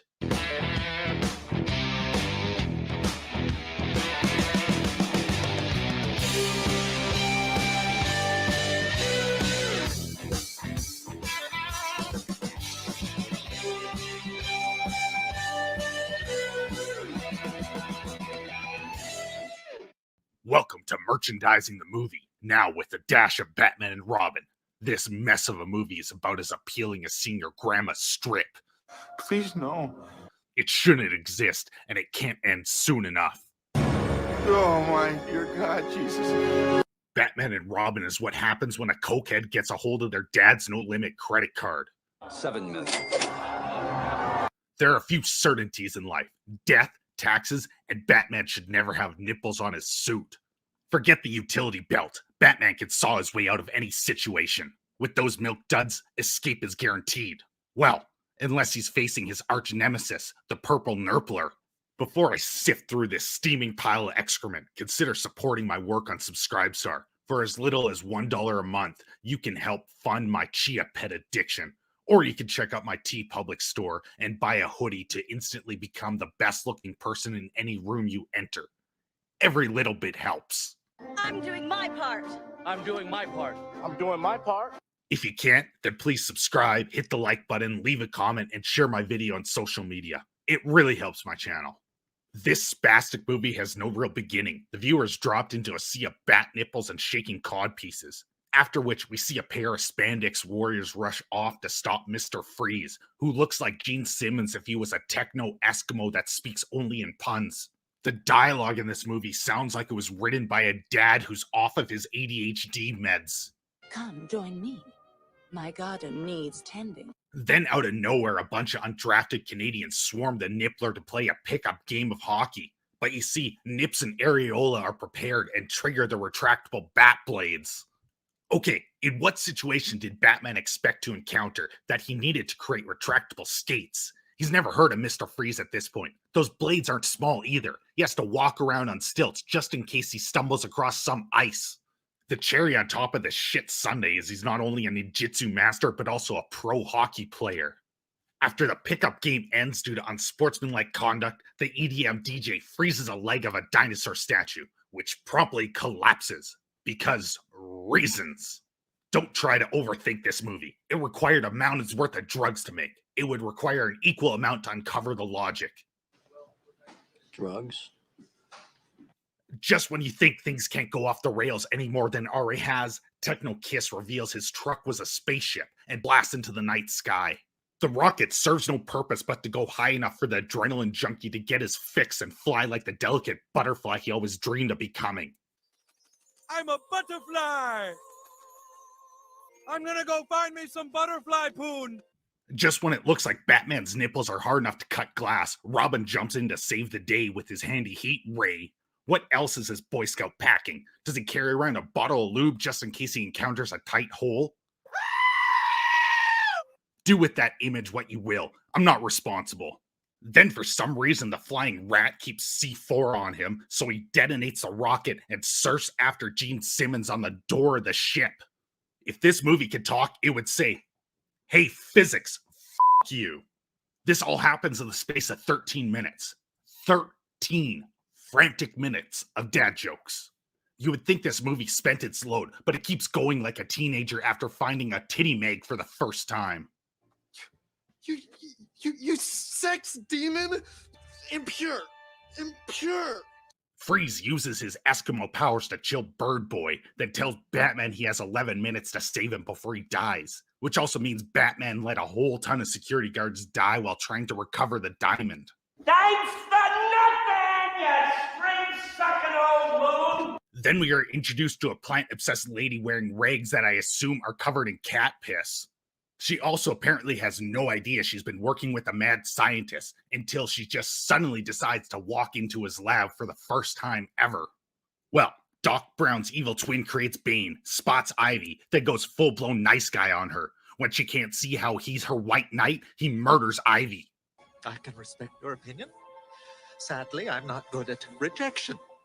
I'm afraid you'll have to die. Then it's back to the Batcave where the Nippler reveals the latest in Peeping Tom technology and comes up with a plan to capture an ice cube.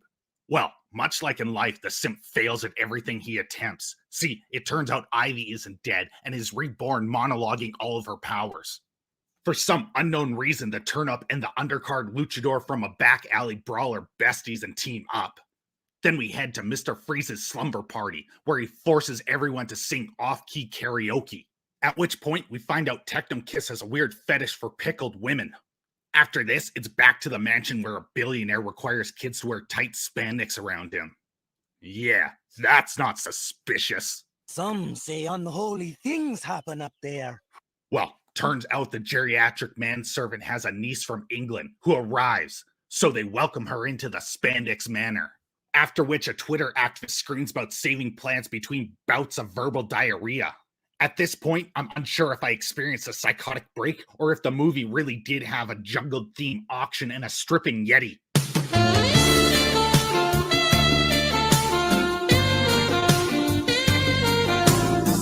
Oh, it's just a piece of rhubarb.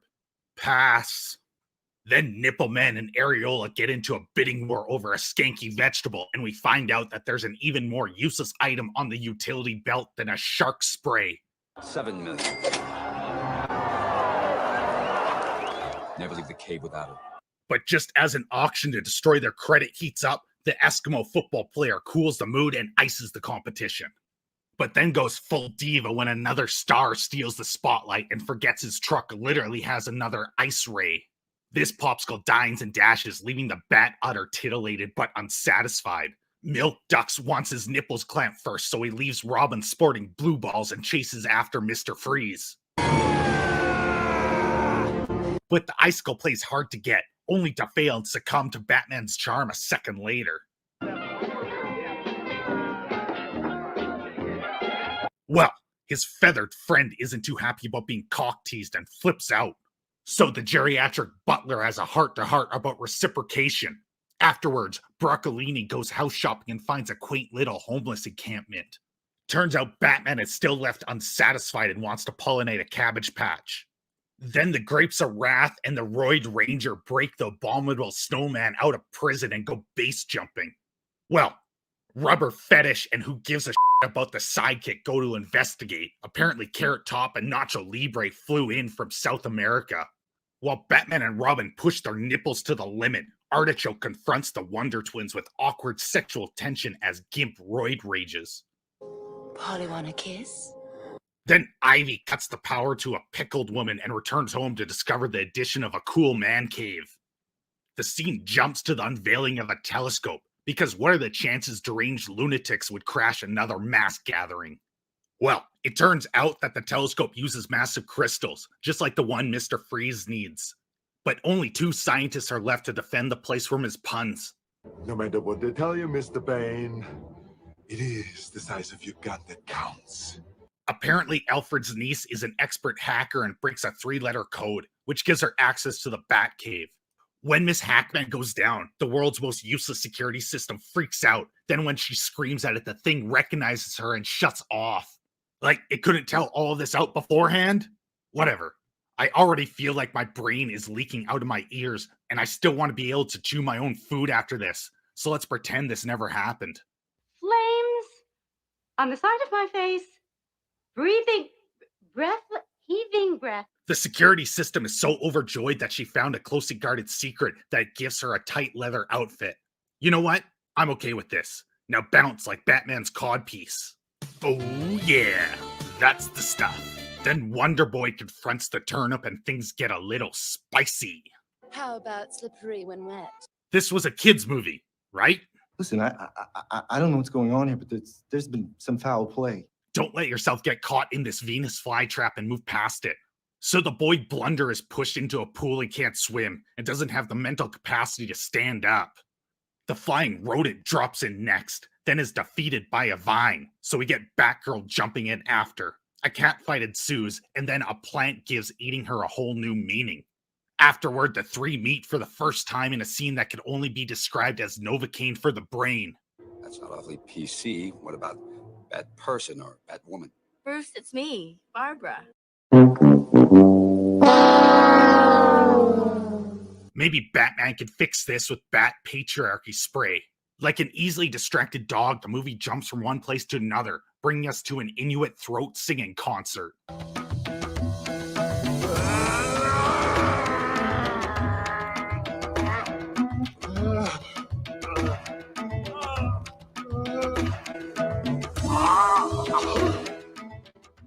His song is so chilling that it freezes Gotham, but the flying rats and the turkey arrive to interrupt the concert.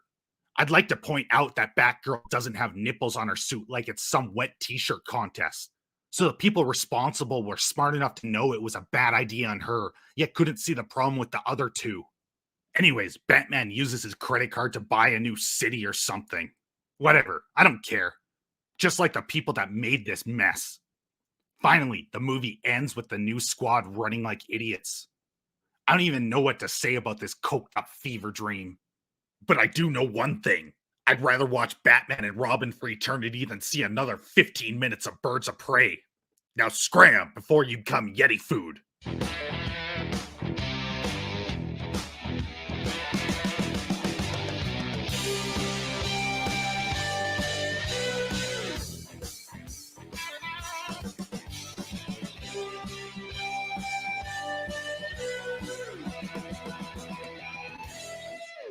Wonder Woman 1984 is an amusement park of sorrow.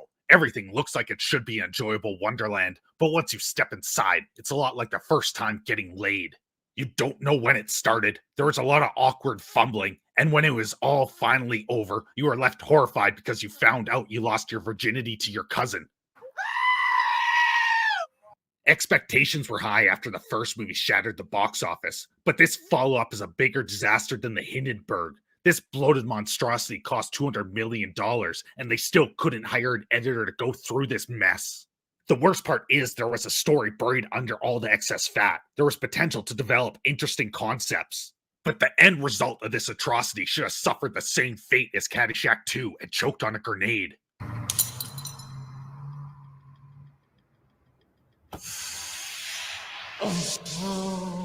The movie struggles with irrelevant scenes, characters that have no bearing on the outcome of the story, pacing issues, and a corny romance that belongs in a Hallmark Christmas movie.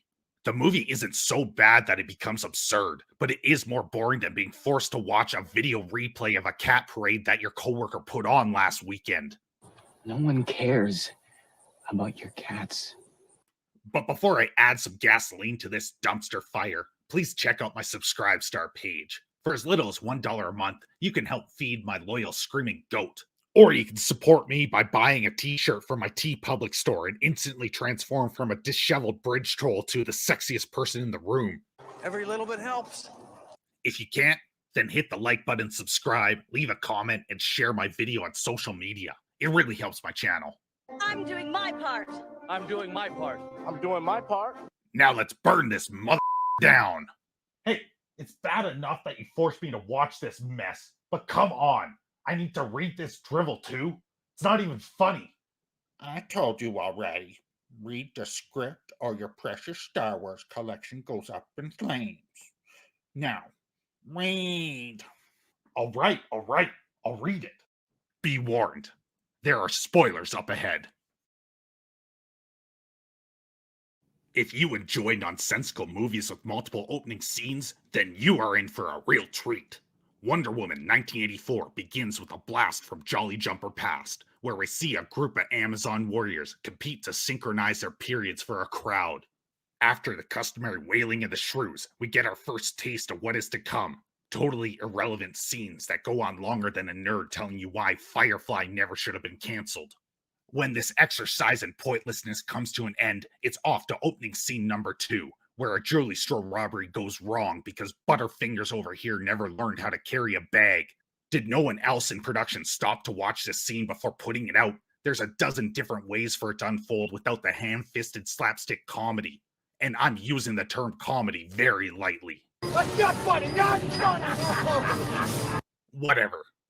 Anyways, things go sideways when the porn stash gang encounter the best trained security guards a half-day course and a coupon for a frozen yogurt can buy. Numbnuts decides the best way to escape is by dangling a kid over the railing, and then promptly drops the girl like she's some sort of grease-covered watermelon. This happens all while the other robbers decide escaping is overrated, giving Spider-Man time to swing in and stop the crime. So after several more wasted minutes that I could have used to sort my sock puppet collection. Oh, come on, man. I don't even have one, and it isn't even clever. Next time you stop, I'm burning your Cara Dune toys. I'm reading, okay? Who pissed in your cornflakes? Ugh, monster.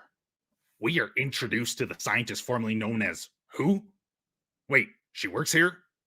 This stammering one-note character resonates on screen about as well as a glass of milk in a snowstorm. What are you even doing? Why are you still here? Anyways, antiques from the heist committed by the brilliant porn stash gang needed to be identified, so the FBI sent them to Deanna's museum. As the babbling Brooke rambles incoherently, Gal Gadot Do This movie picks up a stone that grants the user a single wish. I wish this movie was over. Wait. So, devoid of all personality makes a wish that goes on dinner with a rambling thumb. Okay, I just don't care. I want nothing more to do with this Hallmark holiday trash anymore. Burn the toy. I'll buy another. Whoa. Okay, I'll read. Okay? Then we are introduced to a self-absorbed oil tycoon that looks like he smells of dry tears and old mace. This assault waiting to happen is apparently interested in donating to the museum and gets a tour from Seth Rogen's sister. But Hair Club for Men has his eye on the Philosopher's Stone, so he throws a party in honor of his donation. Only there's a catch. He's broker than an art history graduate. At the party, the future front page headline convinces the rambling scientist to go to her office, where he promptly explodes the heads of HR employees everywhere. Then he steals the stone. Then out of nowhere, a ghost possesses a man and crashes the party. Now, you'd think this would be interesting, but you'd be wrong. So very wrong. But here's the good news. The director found a cure for insomnia. After another 10 minutes of dialogue that would be better suited for a lame CW rom-com, we see Wonder Woman struggle snuggle a possessed man. FBI, open up! Yeah, this really does happen. I guess Head and Shoulders will have some company in prison. But before the police have a chance to arrive, future case file 8472 wishes to become the Dreamstone. What a waste. He could have asked for a better script. I guess even some things are beyond the power of the gods. I'm sorry, but were you dropped on your head as an infant? The entire first act is like a dreadful pile of stale candy. It looks good, you want to eat it, but each bite makes you regret your decision. It's pure concentrated boredom. There's nothing here to enjoy or despise, which is almost worse. I feel the same way about the first act as my high school crush felt about me. Absolutely nothing. It's just there, blocking the view to something better. Honestly, you could cut a solid 35% of the entire movie and not change a thing. So much of it is useless drivel, like when Steve Trevor is riding down the escalator for the first time. It serves no purpose, and worst of all, adds nothing of value. Kind of like telling people you are gluten intolerant. So I'm actually gluten-free, so I can't have donuts? No one cares, Skylar, and stop my cheeseburger. You're not as sly as you think you are. So, Wonder Woman heads to Rogain's head office and finds the One Ring, which prompts a deadpan explanation about universal elements. Apparently, they can be imbued into objects to bring them power. Please, I just need a break. I can't do this anymore. None of it makes any sense. Keep reading. Fine, I'll keep going. So, Miss Beauty Queen thinks she's entitled to everything and walks into an airport to steal a military jet, then flies off. There's absolutely no security around to stop her. She just grabs it. Then, as some giant personal you to logical internal consistency, she turns the plane invisible. If she's going to pull this straight out of her ass, then show it in the first act or something. It's as if a child wrote this movie on the fly. Whoa. This is worthless. Well, now Mr. Weinstein is granting wishes and taking whatever he wants in return. Then the first interesting thing to happen in over an hour occurs. Wonder Woman passes the human embodiment of Axe body spray, and she reveals an all-new power. Apparently no belt is a match for her, because she sheds her clothes in a single bound. This entire section is about as jarring as walking in on your parents while they play hide the pickle. This scene goes from bad to worse as a femme fatale catches bullets with her lasso of disappointment. I know superheroes play fast and loose with physics, but this is reaching bat nipples levels of cringe. Just when you think they can't tell reality to go eat a bag of flaming homeless dicks any more than they already have, this Amazon warrior continues to sprint full speed while pushing a several-ton truck sideways. Keep in mind, this is after she started losing her powers and struggled to break a lock. Then Wonder Woman makes a pit stop. When you've got to go, Pepto-Bismol. Damn, now was that necessary, sir? After she calms her bowels, she channels her inner Spider-Man and rides an RPG to save children. Did no one stop to think this sounded to be about as good of an idea as Crocs? Well, This super diva realizes Pepto-Bismol was her kryptonite and is losing her powers, so she gives up her pursuit of the Make-A-Wish Foundation. Then it's back to DC, where they use an invisible plane as an establishing shot. Oh, sweet baby Yoda, give me the strength to deal with this idiocy. I mean, it defeats the entire purpose of the scene. After I pull back from bursting a blood vessel, Wonder Woman and the friend you bring along out of pity discover the origins of the Dreamstone.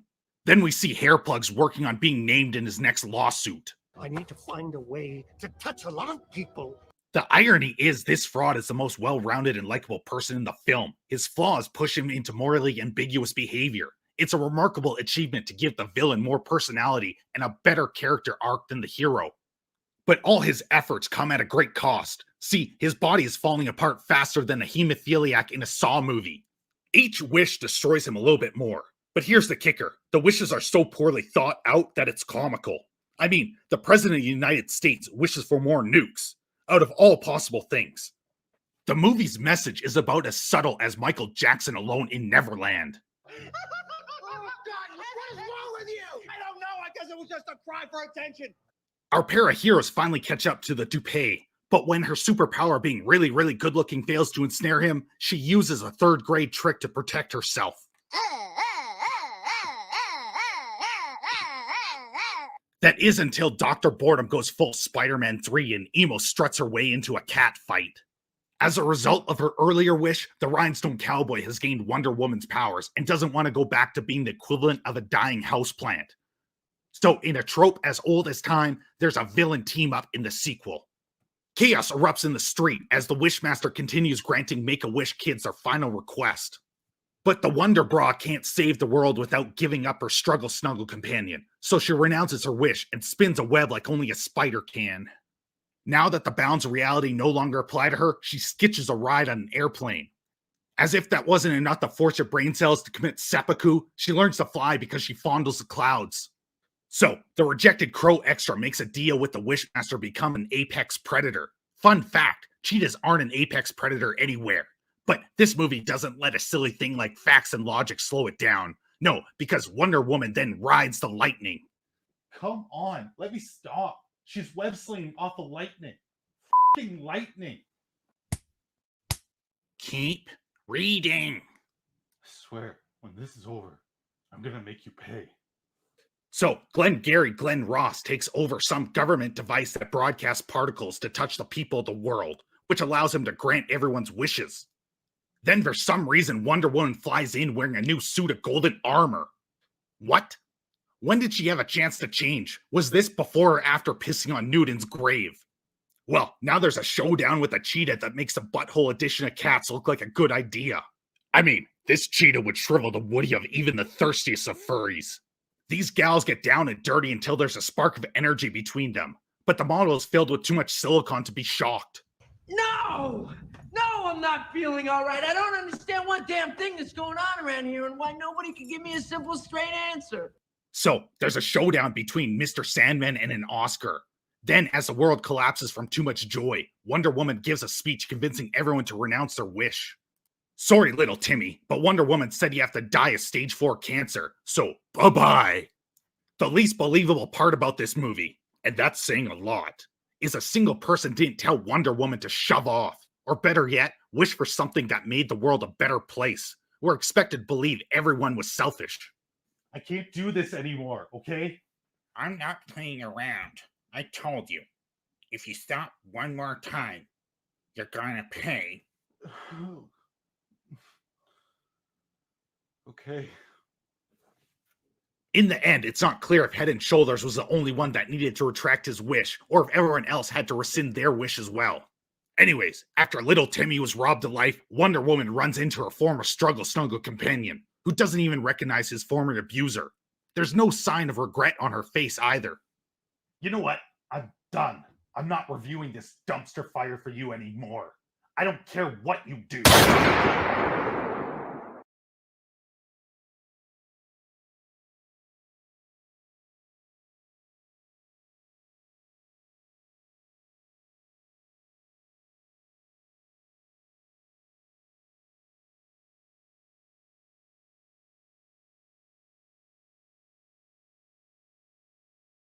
It began with the forging of the great franchises. 3 movies were given to the nerds. 4 Eyes, Poindexters, who always had their nose hidden in books. 7 to the nerds, prone to asthma, lovers of Hot Pockets and receivers of wedgies. And 9 were gifted to the dweebs, who above all else used way too much Axe body spray. For within these movies was bound the endless debate. What series is the greatest of them all? But they were all of them deceived, for another trilogy was made. In the darkness of a basement, in a sugar high of Mountain Dew, the Dark Lord Jackson forged a secret master trilogy to control them all. And into these movies he poured the genius of Tolkien, the concentrated essence of nerds, and a double dose of homoerotic hiking. One trilogy to rule them all. Before I roast the hobbits for dinner, please check out my Subscribe Star page. For as little as $1 a month, you can help feed my screaming goat. I'm doing my part. I'm doing my part. I'm doing my part. Or you can support me by buying a t-shirt from my Teespring store and instantly stop looking like a disheveled bridge troll. If you can't, then hit the like button, subscribe, leave a comment, and share my video on social media. It really helps my channel. Every little bit helps. Now let's hunt some hobbits. Now begins Hiking the Movie, complete with marsh walking, forest walking, mountain walking, highland walking, bog walking, road walking, foothills walking, volcano walking, and yes, even the classic, walking.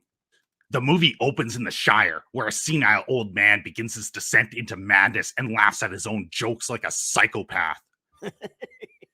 The Shire is some holy sanctuary where toothless corn huskers and jockeys brag about the truck nuts they put on their lifted wagons. Got a little pretty mouth, ain't he? We are introduced to Frodo, an unhinged sociopath that enjoys playing mind games to lead on other hobbits, and Gandalf, a semi-conscious wizard with a crippling opium addiction. Well, Gandalf the Klutz is itching for another fix, so he pays his dealer a visit to stock up for a long journey. But first, they get blasted and watch fireworks. Well, it seems like old age has caught up to Bilbo because he can't handle his shit anymore.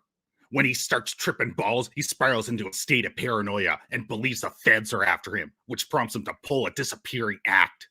When Gandalf the Neckbeard is unable to pull Bilbo back from a psychotic break, the old hobbit begins to believe his old operation is compromised and flees town for good. But even in his compromised state, he leaves a token for Frodo to remember him by. Well, Gandalf the at-risk for lung cancer becomes obsessive when he sees a floating vagina towering above the land. Apparently, this rickety warlock is thirsty to strum the devil's violin and runs off to uncover the secrets hidden within the vertical clam. But you see, Gandalf isn't the only one ensnared by the power of the pussy. Because we then hear the tortured cries of a rejected simp who rats out his competition to the Riders of the Storm. Afterwards, it's back to the boonies where a couple of hobbits argue over who has fewer chromosomes. When the discussion ends in a tie, Sam, a hobbit who won't wear tighty whities because they don't hide the double chin on his balls, escorts Frodo home. I'm sure you're right for somebody else, just not for me. Okay? Good night. Let me just touch you. Where he finds Gandalf the disheveled in the throes of withdrawals after he failed in his pursuit of the vertical smile. Gandalf the Desperate explains the torture the simp endured when his worship was denied. Then it turns out that Sam was interested in a midnight booty call and was peeping on Frodo, but his little solo pickle slap was rudely interrupted by Gandalf the Cockblock, who thinks a boulder from Indiana Jones would be better off as a Sherpa. And thus begins their walkabout through the countryside, a customary ritual undertaken by the youth so they can return home to tell everyone how they were totally changed. But like most of these journeys, they only complain about the lack of creature comforts. So Gandalf the Yearning visits his old wingman in search of a way to crack this oyster. Only Saruman, not to be confused with Sauron, has low T and is attached to a ball and chain like a beta cuck. Great, you're a soy boy beta cuck. Then a fight ensues when Gandalf the Thirsty refuses to put the pussy up on a pedestal. You know what your problem is? You're putting the pussy on a pedestal. Afterwards, we see a walking cheese wheel overwhelmed by his longing desire to hold the hog bag end when they are separated for more than 10 seconds. Mr. Frodo? Frodo! Thought I'd lost you. But their magical moment is rudely interrupted by 2 hobbits with an eating disorder. As if things couldn't get any worse, the horsemen of the apocalypse catch up to the hobbits. These black riders' unyielding allegiance to please the red snapper allows them to sniff out anything belonging to the meat drapes. This failed heavy metal singer chases the hobbits across the Shire until they evade capture on the river. Once free of being told how they could probably carve their name into their arm without getting an infection, these jockeys promptly head for the nearest pub where they do what any rational person being chased by banshee edgelords would do. They get hammered. But as these little hobbits drown their sorrows in ale, Sam gets jealous when another man named Strider flashes me eyes at Frodo.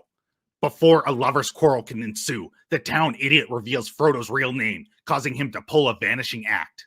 Well, turns out his ring isn't some useless piece of metal after all. No, it turns the wearer invisible and gives them a private show of some chlamydia-riddled roast beef. But Strider isn't satisfied only flirting and brings Frodo to his room. Only Sam's murderous rage erupts at the thought of another man fondling his precious. After the mood is successfully killed, the Riders of the Storm arrive to release their pent-up disdain for feathered pillows. The next day, the four best friends awaken with a hangover and realizes they need to find their lost companion. Anyways, Strider explains the mad lust the Black Riders feel to return the ring to the flaming pickled cabbage, then takes the hobbits on a long walk through the countryside to escape. Maybe it's time we took a walk on the wild side. Then we see the Great White Simp playing with his balls while Gandalf, the in need of rehab, sings in the rain. Strider is dirt broke, so he brings the hobbits to the cheapest roach-infested motel he can find. At the what should be condemned motel, Frodo dreams of simpler times, like when he only needed to rebuff a man who smelled of Cheeto dust and sadness. Well, skimping on a cheap motel backfires because ZZ Top arrives to steal the ring. When Frodo fails to comply, the band loses their mind and shivs Frodo. They shake him with a shiv, then they shivved him with a shake. But Strider arrives with the newest pop album, which drives them back to the trailer park where they proclaim that noise isn't real music. Driven mad from the lack of poon, Gandalf, the in need of release, snaps and begins talking to moths. Not content with what the Great White Simp has to offer, the oyster demands more, so he uses 2 heaping scoops of protein and injects the mud with creatine to create the Roid Rangers. Then this White Knight destroys the neighborhood property value by blasting industrial metal 24/7.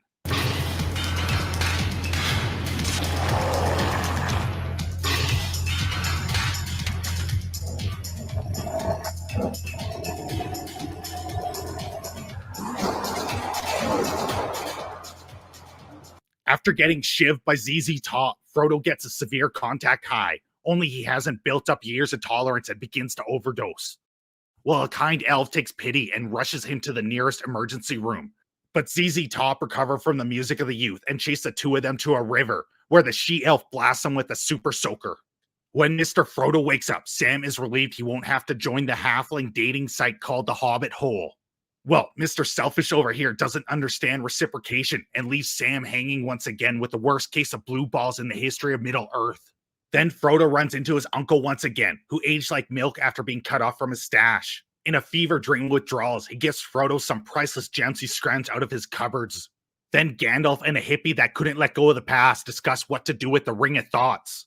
Ultimately, the hippie lost his faith in making the world a better place. Apparently, he was there during the First War to end the Blue Oyster Cult. Destroy it! No. Isildur! Come on, man. The guy is all alone. There's no witnesses. So roundhouse kick the dude into the pit of lava and call it a day. If anyone asks, tell them he slipped. But oh no. We have to sit through 10 more hours of the Snuggle Buddies playing a game of Brokeback Mountain because Sunshine over here wouldn't finish the guy off with a flawless victory. Finish it. Crispy. But that's not the only romance we have to endure. Some elfling has the hots for a sulking emo king, Strider. Well, Angel Face gives Strider a pearl necklace. Then we head to the hippies' drum circle to decide the next course of action. Some believe the Ring of Thought should be used to fight back, but Gandalf reminds them that knights before tights, so the ring must be destroyed. Only the power of the pussy is strong and begins to divide the safe space, but Frodo resists its call and volunteers to bear the responsibility. And thus, the Fellowship of the Turkish Bathhouse was formed. Their collective goal is to fight their way through hordes of enemies suffering from a serious case of crotch rot to reach the towering camel toe. Then destroy the one thing that gives it power, a fancy ring costing 3 months' salary. Ooh, divorce papers. Then Walking Simulation, the movie, takes us on a scenic journey of mediocre proportions. After a close call when a flock of crows comes to steal breadcrumbs from the Fellowship of the Longing Gaze, They head into the mountains, only to turn around and head for the dwarven mines. Once there, Frodo guesses the password. Open, you bunch of hairy rock-sucking Oompa Loompas. After they enter, they discover a horde of Florida men high on basalts butchered the group of coal suckers. The Fellowship goes to leave, but some cursed octopus wants revenge for all his brothers lost in the Great Calamari Wars. With nowhere else to turn, the group is forced into the mines where the bandit brothers continue to, you guessed it, walk. Finally, they came upon the Dwarven Hall where the coal suckers made their last stand. Only Gandalf the Pasty reads from the ancient book of rap lyrics and triggers a Twitter mob out for blood. This horde descends upon them with the fury of 10,000 keyboards. Oh, boo-hoo! Let me play a sad song for you on the world's smallest violin. A fight ensues, and the tease is stabbed in the chest by an angry social justice warrior, only he has on his special plot armor to protect him. The biggest twist of the movie comes when they run for 30 seconds, but this is short-lived, because the group of shit-stained Florida men high on basalt surround them. Before the foul stench can incapacitate the Fellowship, a greater beast crawls out from the bowels of customer service hell to call the manager, the Karen. This legendary destroyer of employees chases them to a bridge designed by a high school dropout. But Gandalf the Flatulent has had enough. He stands his ground against the seething rage spewed from the sexually frustrated middle-aged cat mom. When victory seems certain, Gandalf the Toxic White Male lets his guard down, leaving an opportunity for the foaming-mouthed Karen to strike and drag him down into her pit of despair. I'll swallow your soul! And without time to mourn, they all begin to walk again. Shocker. But before they can get very far, they run into some sap-sucking dendrophiliacs that shove sticks so far up their own assholes they can't blink without getting a splinter. They refuse to aid the Fellowship of the Oil Wrestlers. But after promising to give them sandpaper and varnish, they agree to let them pass through their network of trees that have more holes in them than a house looks into a pensive to see memories and potential futures. Using the powers of a thought, the concentrated Twitch essence will enslave the masses unless Harry Potter destroys Voldemort's power source. Then Soar Whatever explains the birds and the bees to the walking protein shake, and the Roid Rangers pray to Arnold Schwarzenegger in hopes that he will one day bless them with thy holy gains. Afterwards, we catch a montage, of the gym bros preparing to spread the book of beast mode across Middle-earth. Hello, let us begin by introducing ourselves. I am Hans. I'm Franz. And we want to pump you up. Afterwards, the Fellowship of Bad Life Choices say farewell to the flower fondlers, but receive gifts from the Lady Gag Reel, where she gives a couple of butter knives, a hair doll, and a bottle of vitamin water. I mean, who needs additional warriors for protection when you can get a brooch and a blanket riddled with smallpox? Tensions mount when the needy boulder pesters Frodo to hold him like he once did in the Shire, but stress has made Frodo wilt faster than whiskey. The foul mood infects the others, prompting a fight over who gets to be the top tonight. And then the movie pushes the boundaries of this walking simulation and allows us to experience a breakneck adrenaline rush of a slow meandering river.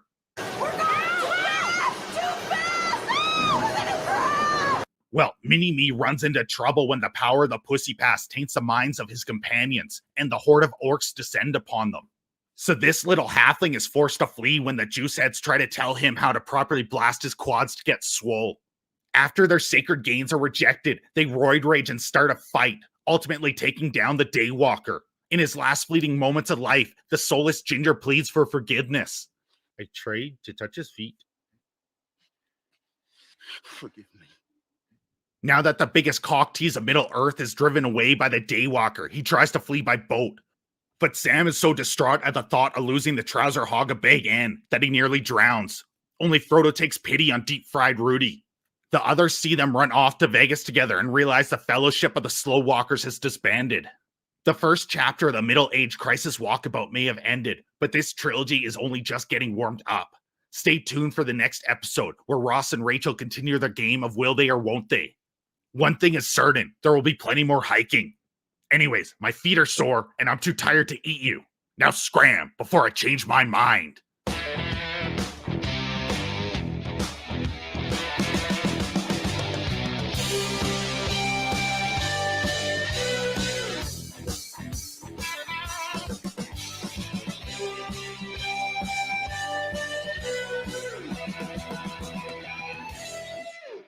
Now for the next yearly installment of Blaring Foghorn the Movie.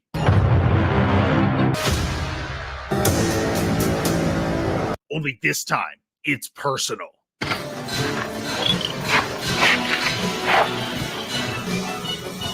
The trailer opens with a Michael Bay mating call blasting through the speakers, which attracts the attention of nearby helicopters, naval ships, and a giant Bigfoot in desperate need of a manicure.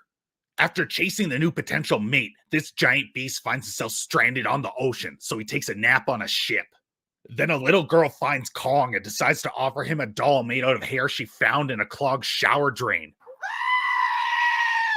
which makes a nearby fat Stegosaurus jealous. This obese monster with ashy elbows lashes out at the people around him, but on the inside, he only wants to be loved. While the dinosaur with a skin condition rudely wakes up a plumber's worst nightmare, and without his double espresso, Kong becomes cranky and blasts Godzilla with his supercharged morning breath. You definitely need some Tic Tacs or something, because your breath stinks! This causes a fight to erupt. Kong bitch slaps the overweight reptile, who then goes Super Saiyan to get revenge.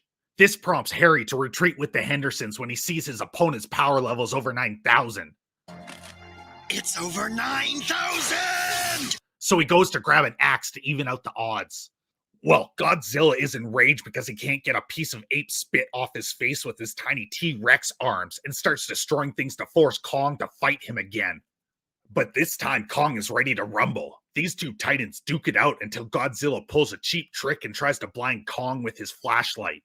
Although Kong is seeing nothing but sunspots, he hits Overlord Reptile with the Hammer of Dawn.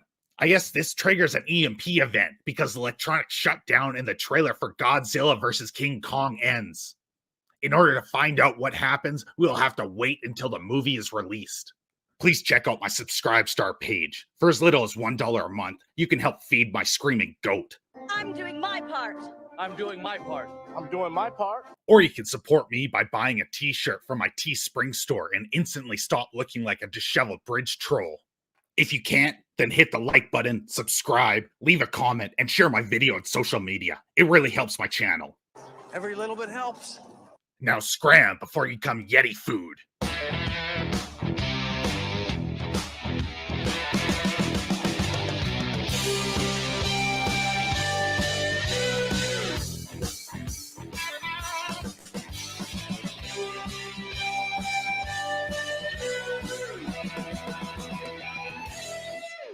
The first glimpse of the next edition to Fighting Howler Monkeys the movie has arrived.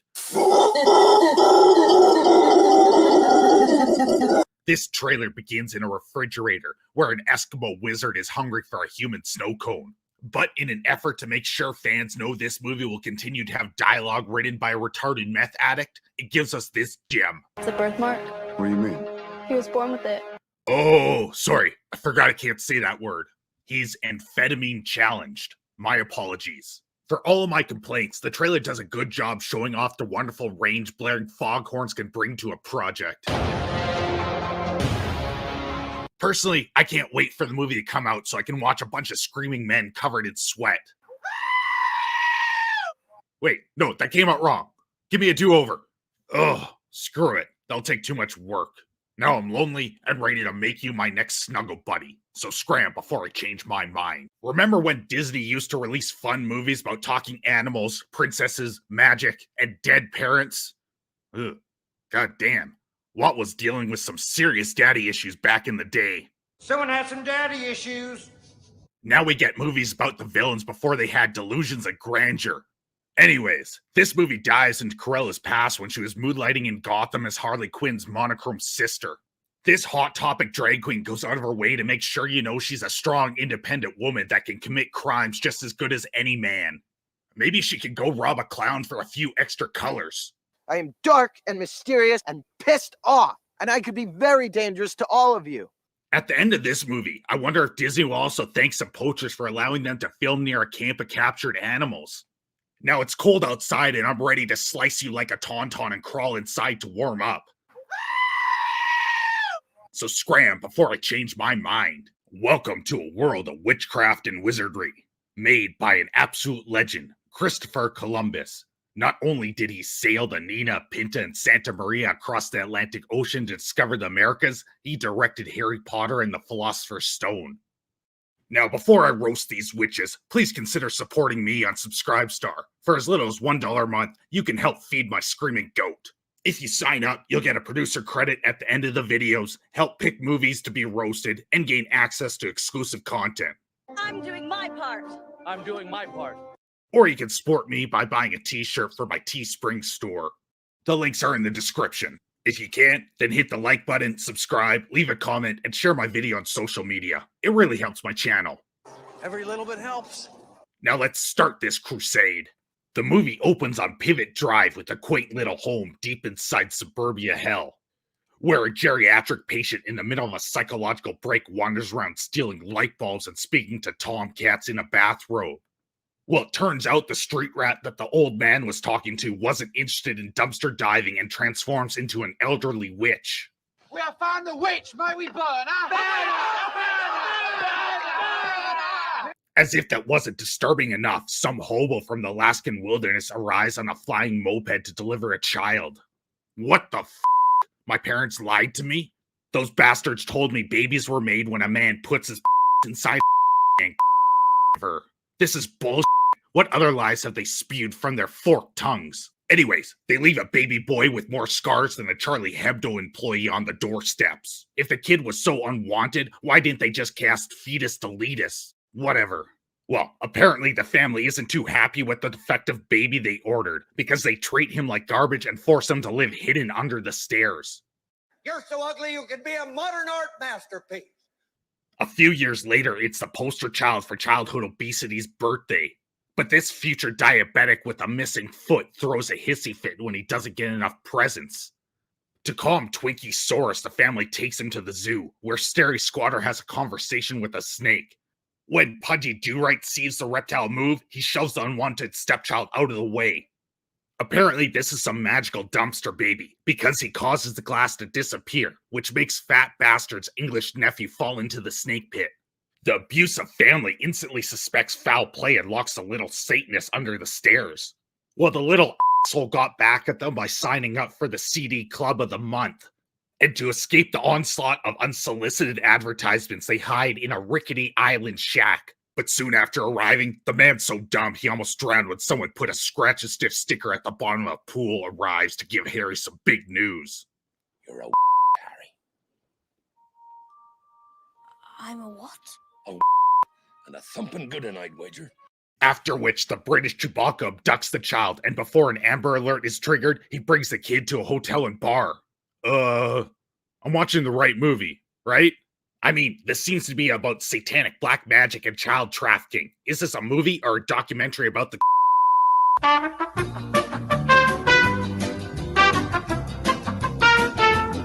I have been informed that my previous statement is incorrect, and I now renounce any allegations that may have been insinuated. We now return to our scheduled programming. So the offspring of a bear and a steel wool pad leaves the Lolita Hotel and uses a piece of candy from his jacket to entice the child to join him in a back alley. Which is something the would never do.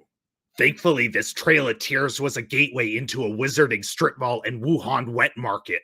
After they move through the crowd of people without catching some mutated sickness, the giant Brillo pad takes Four Eyes to the bank.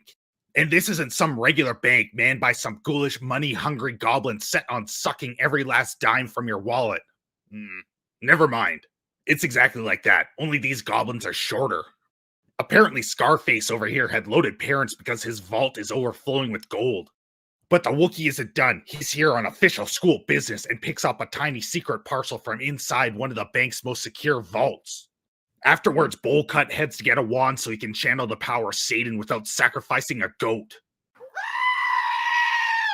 And just like every other day in his life, the boy with more scars than Edward Scissorhands when he was learning to shave is abandoned by the adults, because his abductor disappears. Afraid the stench of squirrel and desperation would give Harry a bad reputation, he finds an empty train cart. But the foul musk is overpowered by some soulless ginger reeking of fried spam, no-name brand hand-me-downs, and rat piss. But the forgotten child has never had a real friend, so he tries to impress the walking dustpan by buying all the candy on the cart. Oh God, I feel so insecure. Please be my friend. Then some uptight girl that looks like she combed her hair with a cactus and is about as likable as Brie Larson strangling a puppy interrupts their game at Candy Crush. When the train arrives, the kids are greeted by the Jolly Green Giant after he lost a fight with a tornado. Then he takes them across a lake, where they arrive at the castle. Once inside, the Crypt Keeper greets them to explain that they're about to be judged and sorted based on their immutable characteristics. Apparently, there are 4 different houses at Calherpes, the school for witchcraft and wizardry. There's the lizard people, reserved for those so ugly even Rowan Polanski won't touch them. Bird Feet is reserved for the autistic screechers. Cryptodor is meant for the people too stupid to turn around and run away. And the Paint Huffers, which is the Canada of Hogwarts. Take off, you loser. You take off, you numb. And just like that, the mysterious origins of the avian flu is solved. Apparently, wizards are letting owls shit all over their food with total disregard for basic hygiene. But don't you worry, there's a crack team of magicians creating worthless items like balls that tell you if you forgot something. What? They've got all the power of the universe at the tip of their wands, and this is the best they can come up with? A bloody ball of mist? I mean, I can clap and turn off my lights. Clap on, clap off, clap on, clap off, the clapper.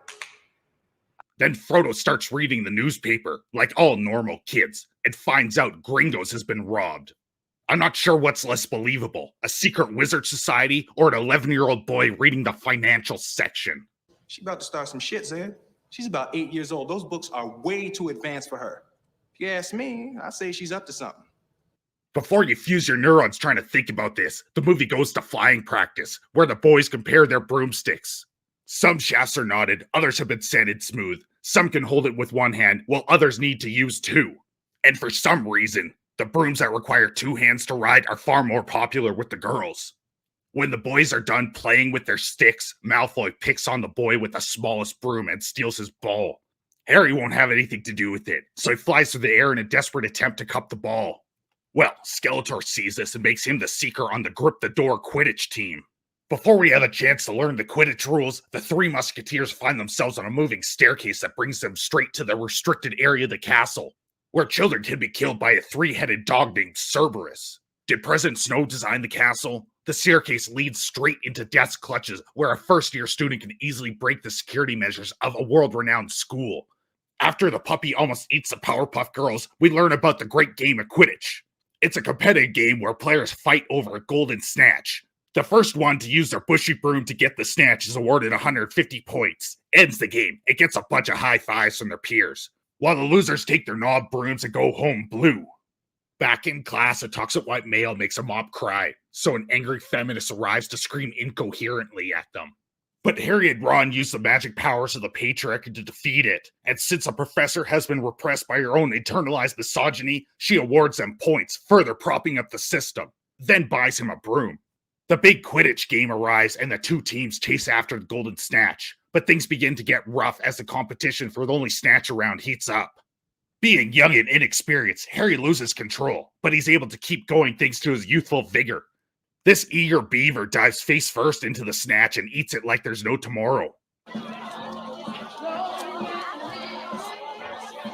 After he's praised by the other students, the giant man that combs his hair with a vacuum spills the secrets of the 3-headed dog and some dude that wears flannel. Now it's Christmas time at Borsiflis, and the kid with a face more jacked up than a half-ton with truck nuts gets a present, which turns out to be an invisibility cloak. I can't possibly see how giving a young boy the power of invisibility could go wrong. And just like that, Harry uses his cloak to enter the restricted section to find some Girls Gone Wild videotapes. So let me get this straight. Piglet Comedia has an entire section of books so foul that no student is allowed to enter and read them. But it also has no locks and it's accessible through the library. Well, this little deviant gets spooked when he sees something only meant for adults and runs away scarred for life. Well, double scarred. He discovers a mirror that hides his disfigured face and shows him his dead parents. After spending nights staring into the mirror like a middle-aged diva that is desperate to retain her youth, Gandalf tells Harry it will be moved. Then Hemorrhoidy returns from the hospital after attempting to brush her hair with a porcupine. She realizes that they were searching for the answers in all the wrong places, so they visit the offspring of a water buffalo and a sheepdog, where the young detectives discover his giant dog is actually guarding the falafel cone. But a little snitch is about to get stitches because he rats out Nancy Drew and the Hardy Boys to the Crypt Keeper. Only this backfires and the students are forced to enter the Forbidden Forest with a known child abductor to hunt something that killed a mythical creature. Isn't this the same place Gandalf warned would result in a painful death, right? You might as well give them loaded guns and tell them to go play tag. The only way you can make this any dumber is by telling the kids to separate and say, give them a skittish dog for protection. Oh, son of a b****. What the f*** is this? And as you expect, the long-haired gardener runs into a goth teen's wet dream. A blood-sucking cloak. I'm so freaking stoked that Cthulhu's gonna squash all the happy-go-lucky conformists. But Blade's less popular cousin, Sheer, the cotton hunter, saves Harry and scares away the high-fashion monstrosity. Back in the common room, the Devil's Rejects piece together the last remaining clues, but are still missing something. So Furry Planter shakes down Hodor for information, who instantly breaks under the pressure. After getting what they need, they rush to find a dumb door, but can't locate one. So they take it on themselves to protect the Thinker's Pebble. When they arrive in the high-security section of the castle, they discover someone beat them to the punch, but still need to get through all of the challenges. Thankfully, all the obstacles in their way are based on the things that they learned throughout the school year. How is this supposed to prevent grown wizards from getting through? I mean, Piglet Chlamydia's idea of security is putting a dog treat on the ground and telling the puppy not to eat it, then leaving the room. If this school was supposed to be more secure than Gringo's bank, what did they do to protect their vaults? Dump all the valuables into a massive pile and leave a koala behind to protect it? In all fairness, it was a really large koala. Anyways, after the kids easily overcome the challenges, the unwanted stepchild confronts Professor Squirrel, where he monologues his entire plan. Even then, he's slower than a sloth figuring it out. Well, the barber's favorite customer defeats his opponent made out of Jenga blocks, but he passes out from all the excitement and wakes up in a hospital, where an elderly man bores him to death by jabbering about incoherent stories. Then, in a show of favoritism on par with extreme workplace nepotism, a Dumbledore hands out points to Gryffindor like Oprah High on cocaine, which gives them enough points to beat the lizard people and win the House Cup. No wonder why they hate each other. I'd be pissed too if some entitled star destroys all the hard work I've done. And with that, another successful school year has ended. Only with a few mutilations, incidents of child endangerment, attempted murder, unethical favoritism, bullying, unsportsmanlike conduct, abductions, hospitalizations. How is a school still open? I guess we'll just have to watch the next movie to find out if there'll be any charges. Now all this magic has me feeling generous, so scram before I change my mind.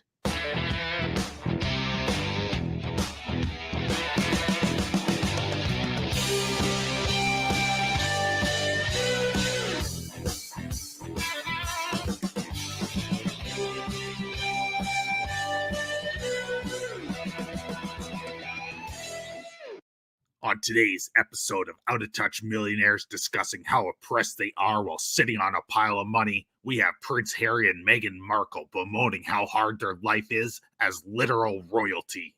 Is it just me, or does Meghan Markle sound like she's a Marlock outcast? Ugh, you're being such a Markle right now. Dude, never go full Markle, man. Anyways, back to the Oppression Olympics, where Meghan tells the lowly peasants why your life isn't actually tough, because she has to deal with curtsying for the queen. So do you know how to curtsy? Now, I thought genuinely that that was what happens outside. Yeah. I didn't think that's what happens inside. And I Yeah. said, but it's your grandmother. He goes, it's the queen. Oh, sweet mother God, she has to pay respect to the queen. Won't somebody please save this woman?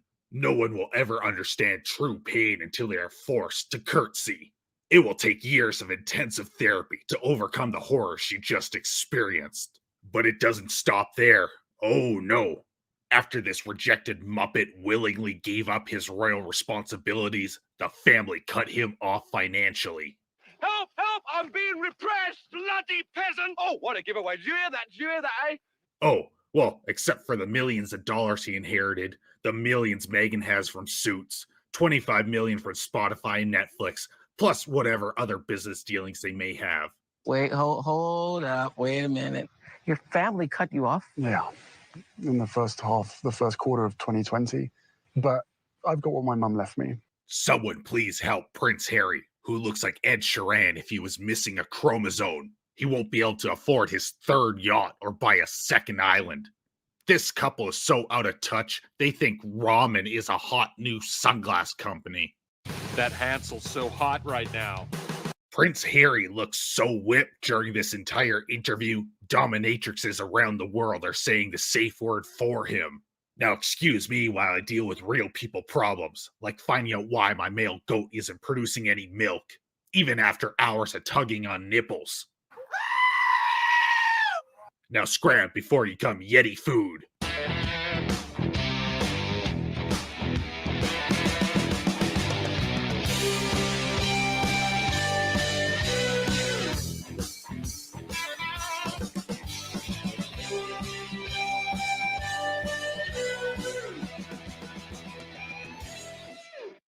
The first glimpse of the Snyder cult has arrived on the horizon to suckle at the teat of the Snyder Cut trailer. The Snyder Cut is what happens when a walking hemorrhoid ruins a movie, and fans are so hung up on what could have been, they begin to stalk the studio like a jilted ex desperate to get back together. But all of that persistence paid off because they slowly broke down their ex like a dead fish being thrown against a brick wall until it crumbles. So let's jump straight into this trailer and mine some salt. Are you one of those single tear people? It begins with a constipated Superman screaming as he tries to drop a deuce, all while an emo kid high in whippets tries to get philosophical. Out in the dark, among the stars. But instead of coming across as deep, he's wading in the kiddie pool. Then Batman talks about having a dream. Personally, mine is to one day watch a trailer without being assaulted by blaring foghorns. Look, just make the movie we all know you want and be done with it, by replacing all the dialogue with blaring horns.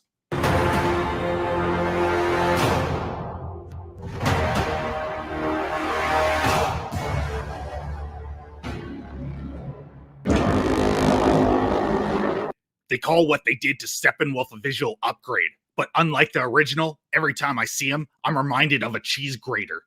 If this whole invasion of Earth doesn't work out, he will still have a promising career as an Olive Garden waiter. I have to give it up to Warner Brothers. I never thought they would include the scene where the Flash choke slams a pregnant woman. I'm not sure how it fits into the story, but I'm excited to see what they do with it. Rumor has it that Amber Heard triggered the invasion when she pissed off Darkseid by cutting off his finger and on his bed. Apparently, Zack Snyder chose to film his cut in the 4:3 aspect ratio because thinking outside the box is only meant for creatives. It was a bold move to allow a colorblind man to edit this movie. Then Gal Gadot talks about heroes, but I was too lost in her eyes to hear a word that she said. Afterwards, the Joker reminds us that we do in fact live in a society. We live in a society. No shit, Sherlock. We also breathe air. What cracker box did he pull this line out of? Next thing you know, he's going to tell us that it's current year. I think we'd all feel better if Jared Leto's Joker was 30 seconds from Mars right now. At least now he looks like an 18th century French elitist instead of a 2004 internet edgelord. Now I can see him dueling someone, rather than crying in a tub as he writes bad poetry in his own blood. You wanna come back to my place? Please. Like they want to go listen to a bunch of Fish records while you read your lame-ass poetry. Because Hollywood spent the last few decades getting high off their own farts, they began to think that their shit doesn't stink. But the Snyder Cut version of the Justice League might be a sign that studios are starting to listen to fans, instead of attacking them every other day. So go support the film, even if it looks the exact same, except for the addition of fancy cutlery and 25% more lens filters. Maybe then we will never have to suffer through another Ghostbusters 2016 ever again. Now, if you enjoyed this quick roast, please check out my Subscribe Star page. For as little as $1 a month, you can help feed my screaming goat. I'm doing my part. I'm doing my part. Or you can support me by buying a t-shirt from my Teespring store and instantly stop looking like a disheveled bridge troll. If you can't, then hit the like button, subscribe, leave a comment, and share my video on social media. It really helps my channel. Now I'm getting hungry, and you're looking mighty tasty, so scram before I change my mind.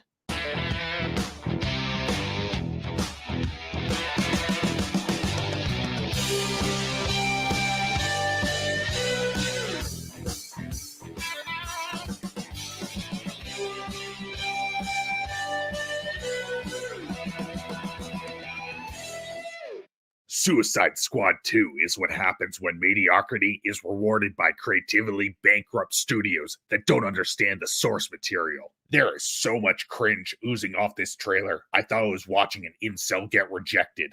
Nice at first, then needlessly vicious with a whole lot of uncomfortable heavy breathing. It's like winning the lottery, but the only way you can claim it is by licking a tub of peanut butter off a creepy old man. I mean, you'll do it because there's a pot of gold at the end of that taint. Just like you're going to watch this movie in hopes that it doesn't suck worse than an all-toothed blowjob from an alligator. But deep in the recesses of your mind, you know you're going to regret this decision.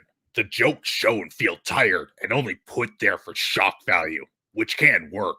But in this trailer, they fall flat. It's just another example of a whole lot of flash without any substance. So go in with high hopes, but I don't think that old man has a dime to his name. Welcome to Slow Motion CGI, the movie where a walking cheese grater tries his hand at being a pickup artist so he can fondle a couple boxes and brag to his friend back home. But this is no ordinary movie. This is the Snyder Cut.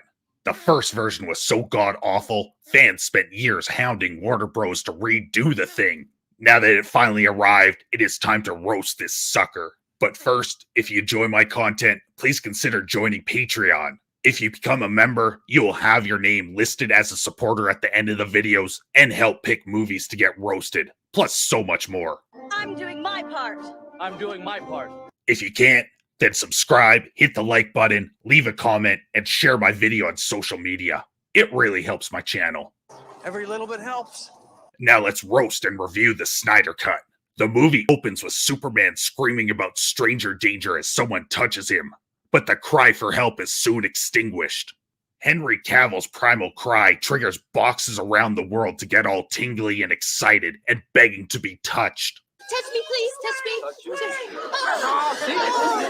Afterwards, we find ourselves in a secluded fishing village with fewer chromosomes than people. There's more inbreeding here than a royal family reunion. I guess Batman is struggling to find a supply of crushed walrus to fight his erectile dysfunction.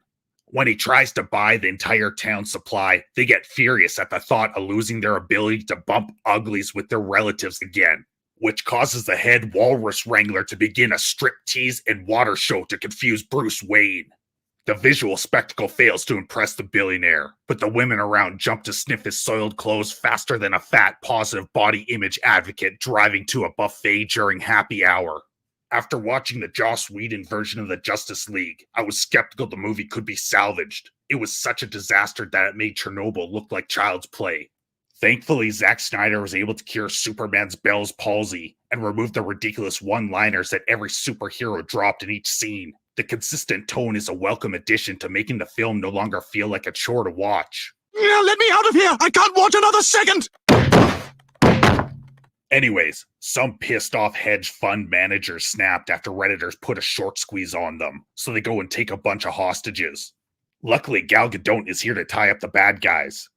Normally I have to pay good money for that, but these get it for free. So Wonder Woman crashes the party and challenges them to a dance-off.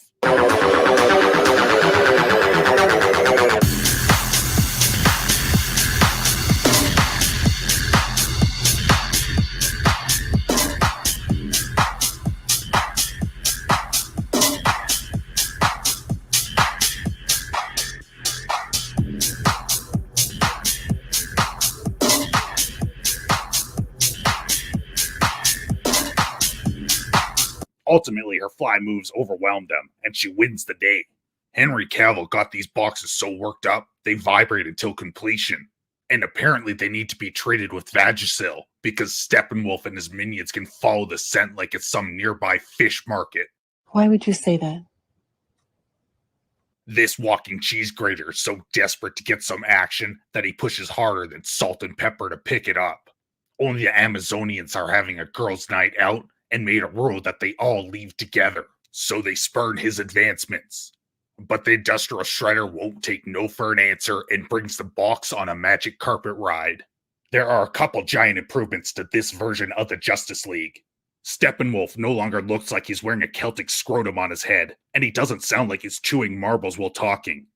Another big improvement to the film is the inclusion of his motivations. He seeks redemption and to erase his past failures so he can return to Darkseid. If you only knew the power of the dark side.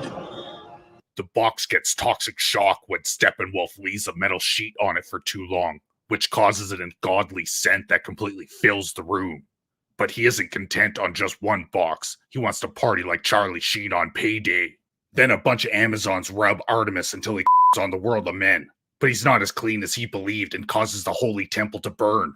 Wonder Woman sees this and rushes over with her extra strong dose of penicillin, but finds out even that can't heal this crotch rot. Afterwards, a collapsed vessel interrupts Aquaman fingering Flipper's blowhole. When he's unable to free Willy, he drinks his sexual frustrations away. Seeing his debaucherous descent, people urge him to end his boy ways and become the ruler of Atlantis. I guess Darkseid once tried to take over Earth because it had some secret tribal tramp stamp that held a famous recipe for something. Probably the universe's best Kung Pao chicken. Better than a shitty Kung Pao chicken made from a cat! Well, not content with sharing their delicious secrets, the people of Earth fought back by oiling themselves up like a slippery watermelon. I guess Darkseid couldn't handle the glazed bouncing pecs and retreated, too scarred and broken by what he saw to remember what planet had the lower back tattoo. The explanation in this film is better than the original, but the gaping plot hole is hard to miss. I'm not sure someone would just forget having their ass pounded by some glazed god. Wait, that's not what I meant. Wait, what? No, I meant... I know what you meant. Now on to the least likable part of the movie, the chokeslam king himself, Ezra Miller as the Flash. The Flash was so flamboyant in this, I expected the village people to show up and sing YMCA each time he started running. Ezra's betrayal is almost as insufferable as a hangnail that rips skin off your thumb each time you try and pull at it. But today I'm hurt, and I'll tell you why. I got a hangnail, hanging from my cuticle, a hangnail. It ain't beautiful. Afterwards, Steppenwolf takes a magic carpet ride to find out who gave him the crab infestation. One of the biggest issues with the Snyder Cut isn't actually his fault. The movie is constrained by the fact that Warner Bros. Rushed the film to compete with the Avengers. The issue is Snyder has to give backstory to several new characters, just because WB had the patience of a hungry toddler. The movie spent so much time trying to introduce Cyborg and the Flash that it detracts from the actual interesting plot. And there is indeed an interesting plot under all the unnecessary scenes. At least, what should be unnecessary. If all the characters had their own movie and set up meeting in small bits throughout, the Justice League could have been extraordinary. Instead, we are served a lukewarm grilled cheese sandwich. It's good, but you know it should be better. Once all the exposition is out of the way, we return to Atlantis, where Amber Heard takes a dump on a bed of seaweed. Then the Shredder makes a booty call visit to a wet box and returns home for a threesome. But his lust cannot be satiated, because he continues his hunt like Steven Seagal looking for another snack. One of the biggest improvements to the movie are the fight scenes. There's more depth and greater stakes. The fights have impact this time around, and we get to see how each hero interacts with each other. The punches feel like there's more weight behind them. I mean, it's still flashy, but is far more fun this time around. On top of that, the out-of-place and downright terrible jokes that were ham-fisted into the original Justice League are finally gone. Each character no longer has to pretend they are auditioning for an amateur comedy club. Plus, Jeremy Irons is straight up awesome as Alfred. But I feel like this movie is missing a little something.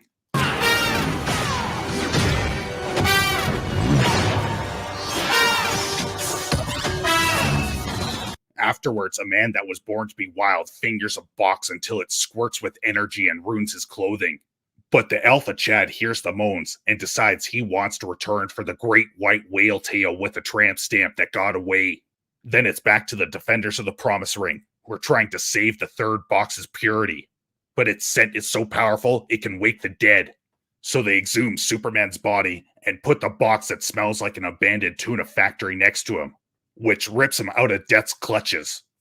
The smell is so offensive that it disorients Superman and causes him to lash out in self-defense. But he calms down when a local journalist arrives to cancel him on Twitter. Well, Steppenwolf was downwind at the time and arrives as the scientist gets it all hot and bothered. When the foreplay ends, the walking cheese grater swoops in to bring it home. So the Justice League develops a plan to get it back before Steppenwolf can finish his night of debauchery. Their solution is for the Flash to flail around like a beached whale to confuse and distract Steppenwolf, while the rest of the defenders of the Promise Ring swoop in to crash the party. So the Flash prances around like a peacock until he builds up enough of a charge to allow Cyborg to separate the box's scissoring. This prevents Darkseid from joining the festivities, but he vows he will travel to the end of the universe for his white whale tail. Afterwards, we catch a glimpse of the future, where the Joker took up a job as a beet farmer, got a bit too addicted to his own product, and caused Superman to go insane when he couldn't get any more beet juice. The backroom infighting between Snyder, Warner Bros., and AT&T makes it very difficult to judge the ending on its own merits. The actual ending feels a bit superfluous, like it was added as a wink and a nod to AT&T to help convince them to greenlight a sequel. If Warner Bros. Didn't go out of their way to disown the Snyder Cut and remove it from canon, then it would be an interesting setup for the next iteration in the series. But as a standalone ending, it feels out of place. If we don't get to see what happens next, then it is a cliffhanger with no payoff. Overall, the movie is enjoyable, especially when compared to the dumpster fire that is the original. But that version didn't set the bar very high. There are only a few major faults in this film, those being the excessive amount of slow motion scenes and the fact that at a minimum 1/3 of the film was spent introducing new heroes. One of those isn't Zack Snyder's fault, and if you remove all the slow motion scenes, you might remove an hour of watch time. With all that being said, it is a pretty decent superhero movie that most people will enjoy. You might just not finish it in one sitting. Now all this talk of Kung Pao chicken has made me hungry, so scram before you become Yeti food.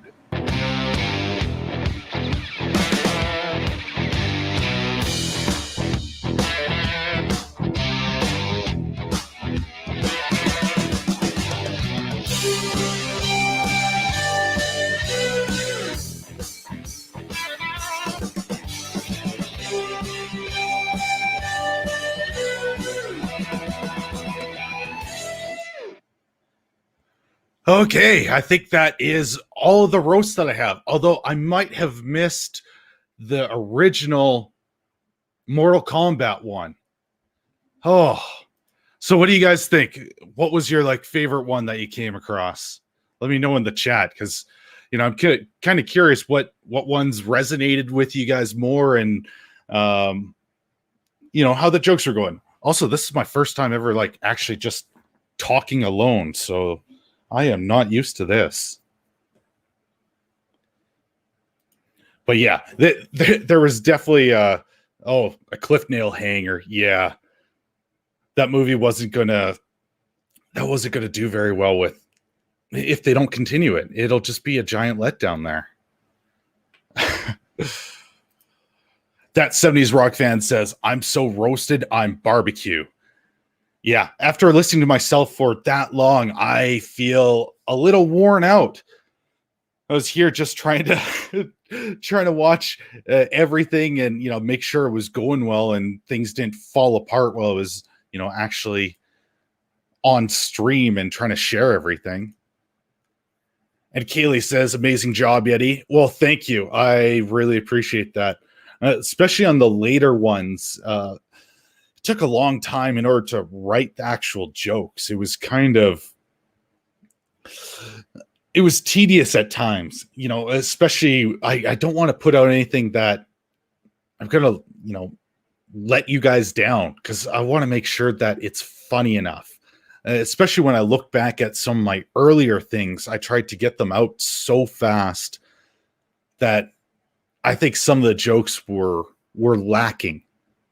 And it wasn't quite as, I don't know, quite as good as I would like to do it, especially the voice work. I learned how to do that as it kept going and getting more consistent and having the quality higher. And thank you. That's 70s rock fan. Starship Troopers was your favorite, Deej? I really liked that one too. That was fun to do. Well, I'm glad I never let you down. Oh, there's only so many themes that I could pick up on in the one movie.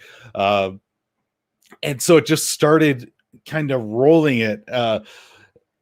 There's this snowball effect, especially when I'm doing the roast. I start to look for themes. That way it, triggers my mind to work with it. So there's a bit more connection between them. And that's just where it went. Yeah. Oh man. Oh, I know I'm just a horrible, horrible person. Oh,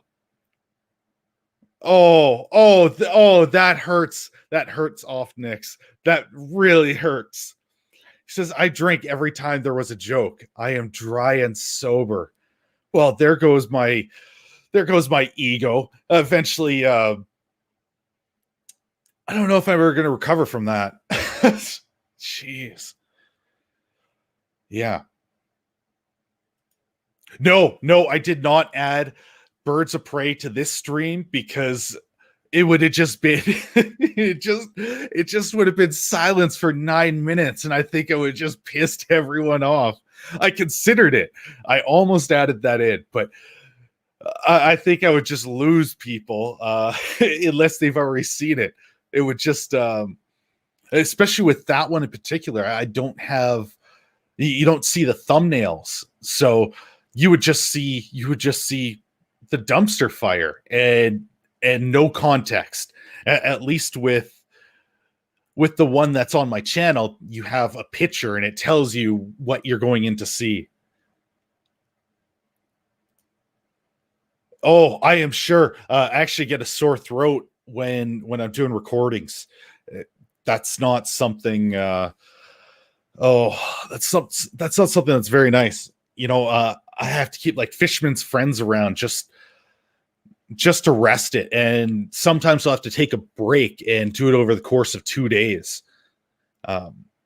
Although the one bad thing with that is I can sometimes lose the voice I was doing, so there's a slight difference in the audio. It's not like I can get right back to the way I was doing it the first time. Oh, sorry. Let me take a look at that. Oh, and yeah, that 70s rock fan tip $5. Can only afford a little, but great job on the roast, Yeti. Well, thank you very much. If you can't afford it, you don't need to do that. I really, really appreciate it because it goes a long way over here. And just for that, if you're not sick of this video, you can have the goat. Yeah. Oh, yeah, I absolutely appreciate that. I can't wait. I can't wait until I hit the watch hour so I can go for the monetization, so I'm able to bring it up and people can actually see what everybody sends and I don't just have to read it out. I think that would be nice. Let's see. I'm not sure. Oh, okay. Yeah, you're talking about the Birds of Prey. Yeah. I considered that, but I wasn't sure if I would, get up and, because I was trying to let the thing play and I was working on the new t-shirts that I added, and I didn't want dead silence if I wasn't able to talk. And, I knew when it was coming to an end, so I was able to jump on and do it right then. But yeah. And yes, I have a bunch of new t-shirts. I've been working very hard to get them on. I just added a couple more. Got this like Punisher-like image, the Jason mask. Got some fueled by recycled dinosaurs. I thought that was pretty cool. I think this one looks awesome. The set of lips. Oh, I love this one. Oh, people should seriously stop expecting normal from me, because it's never going to happen. And, I think that sums it up quite well. And, before I forget, I want to thank everyone who, stuck through the full stream and, watched it with me. I really appreciate it. I really wasn't sure how it was going to go over with just playing this. You know, it's recommended by a couple people to just put it out there and, you know, to help with watch hours. And, you know, I think it went over really well. You know, there was consistent people in here watching. And so I want to thank everyone that was there. And, you know, anyone that's jumping in now just to hear me talk by myself, because I'm not used to doing this. Let's see. Let's go back to the chat. Birds of Clay. Oh, you know, that's the nicest way you could put that. Oh, that movie broke me. I swear it did. I tried to roast that thing and I gave up. It took me 3 days to watch the entire film because I hated it so much. There was nothing redeeming in it. And, you know, I know everyone doesn't want to hear me just rant about what I hated so often. And Offnick says, really loved every moment. It looks not only that you have fun, but getting better and more inflammatory at roasting. Keep it up. Yes, that is actually true. When I started, I wasn't quite sure what type of jokes I was allowed to do. And so I think I held back just a little bit, you know, made it slightly more, you know, PG-13. And as I went and, you know, kind of looked at what other people were doing, I realized I can go further. And I think it'll be much funnier if I do so. You know, there also a little bit of confidence came with that too. As soon as I felt okay with putting out some of the jokes, there's a couple that still make me laugh, just because they're really I don't know, on the edge. Oh well, thank you. Oh God, how do I? Stroomhard Ezekiel. I'm sorry if I butchered that. I'm if anybody's been watching me, you will know I am not great with names. Oh, the wake down. Well, you missed the stream where I had all my roasts that I've done from the very beginning playing, and I jumped on afterwards to talk with you guys. I figured I should, you know, say hi and thank you, and actually I just wanted to see what everybody was actually thinking. Oh yeah. There's a lot of goat once you go through all the videos. You know, it works really well when they're spaced out, but one after another. I know I even got sick of hearing myself talk about, you know, the subscribe star and stuff. I'm like, oh, okay. But, you know, have to put in the videos to get to show up. That 70s rock fan says, you were doing good, mate. Well, thank you. Oh, you are excused. The movies these days leave permanent damage. Oh, they do. The latest one, I haven't quite got to work on the script yet, but it was the one I was going to plan to do, was the Thunder Force. And that thing, oh, that thing is a mess. Honestly, there's not much good in there at all. Yeah, there's I wanted to turn that thing off. The only reason why I kept it going is because it seemed like you guys wanted to see that thing just torn apart. You know, based on what I had up on the poll on Twitter, there was a strong audience for that, because the other one I was thinking of doing was the Godzilla versus Kong. And, you know, I wasn't sure which one would be more popular. And by and large, it was like 75% was from, what do you call it? The Thunder Force. Man, I feel a little tired now. I got sick of hearing my own voice. I don't know about you guys, but I don't like re-listening to myself. It's something I'll do once when it's done, but I avoid it. There's something about listening. It just makes me cringe. It got a little bit better as the videos go on because I changed my voice up a little bit, and I seem to be able to handle it just that much better. Oh, hey, yeah, Backyard TARDIS, I would prefer Godzilla versus Kong too. There's a lot that I actually enjoyed in that roast, or not that roast, that movie, because it was a popcorn flick. And yeah, I know I've probably said this a couple times, and you might be sick of hearing that, but a fun movie can just be fun. You don't always have to have this in-depth look into humanity. You can just have a couple monsters punching each other in the face and you're okay. It made it enjoyable. I'm craving that from everything that Hollywood has given. If Hollywood wasn't up its own ass so much, might not care so much. I know when I was younger, I did not give a pass to the popcorn flicks as much. I generally disliked them. But as I got older, that's changed. And I watched Godzilla vs. Kong twice because the fight scenes were very good. They were in focus. Oh, let's see. TD says, oh, you're going to watch Thunder Force? Bye-bye, Yanity Sanity. Oh, that's gone. I already watched it. I already watched that thing. Birds of Prey and TF. Somebody remind me what TF is. Was so bad it started sinking ships on high seas. Even pirates are saying, oh, Thunder Force, jeez. Oh, it's been a long day, folks. Maybe I'll try to get someone in here to, talk with me a little bit. Yeah. Yeah, I picked that up as I went. Oh, there's an actual cut with no humans.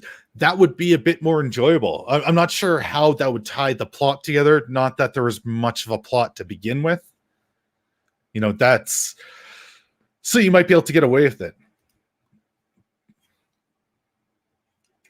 Backyard TARDIS says, that's when I think you're at your best, when you roast a fun movie that's also a bad movie, like Starship Troopers, Mortal Kombat, and Justice League. Yeah, there's a little bit of truth to that because I think I enjoy it, so it's easier for me to spend time in that movie. Because when I'm going over, I have to watch multiple times between writing and editing. I have to go through it, with a fine-tooth comb just to try and get the jokes right and figure out the theme. And sometimes the jokes just don't hit me. So I need to refresh what I'm doing, and I go through the movie all over again. And when it's bad, it's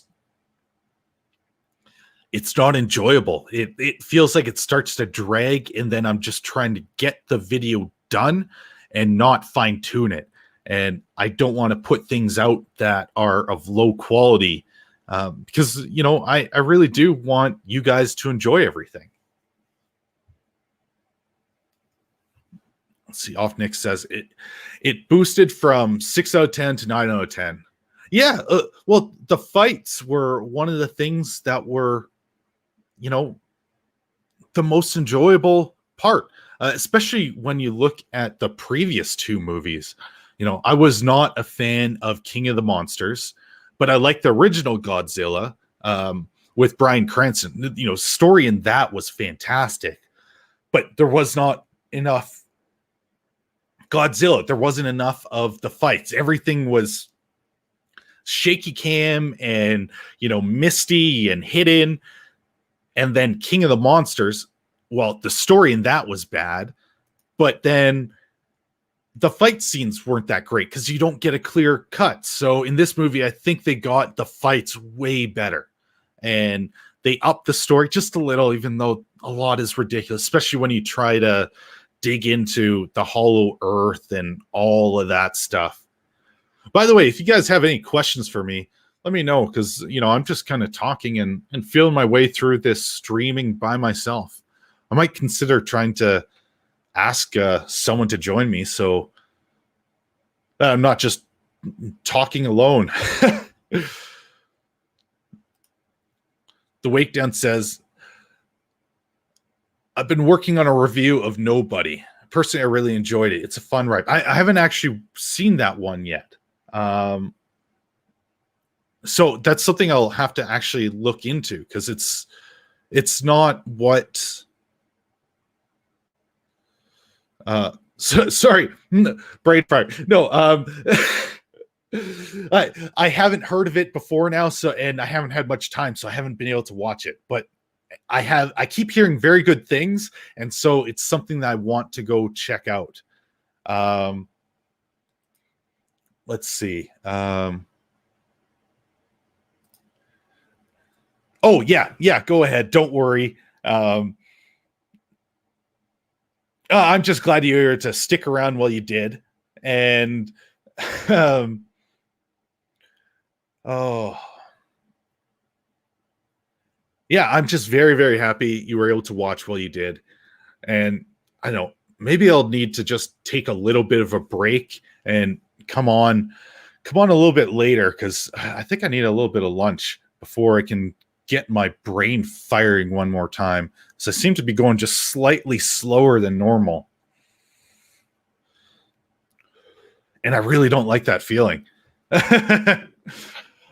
Oh.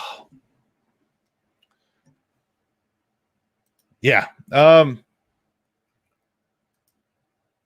yeah, with all that being said, let me just say one last time that I do have all those new shirts up on Teespring and TeePublic. TeePublic right now has a great sale on. There's a serious discount for everything that's up there. So if you want to check that out,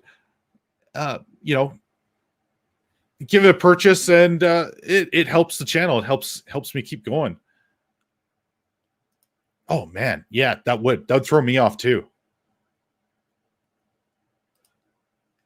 But yeah, I worked hard on gathering a bunch of these things because the store was very weak. It just had my logo, and so there wasn't much there.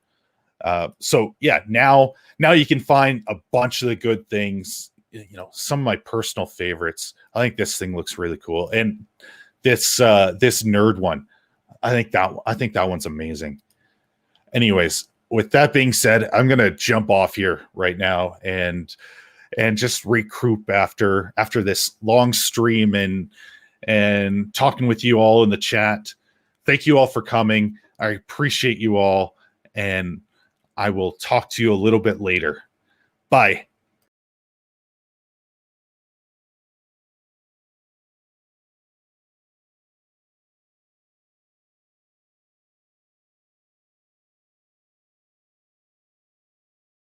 Yeah, I had a boomer moment. I did not hit end stream.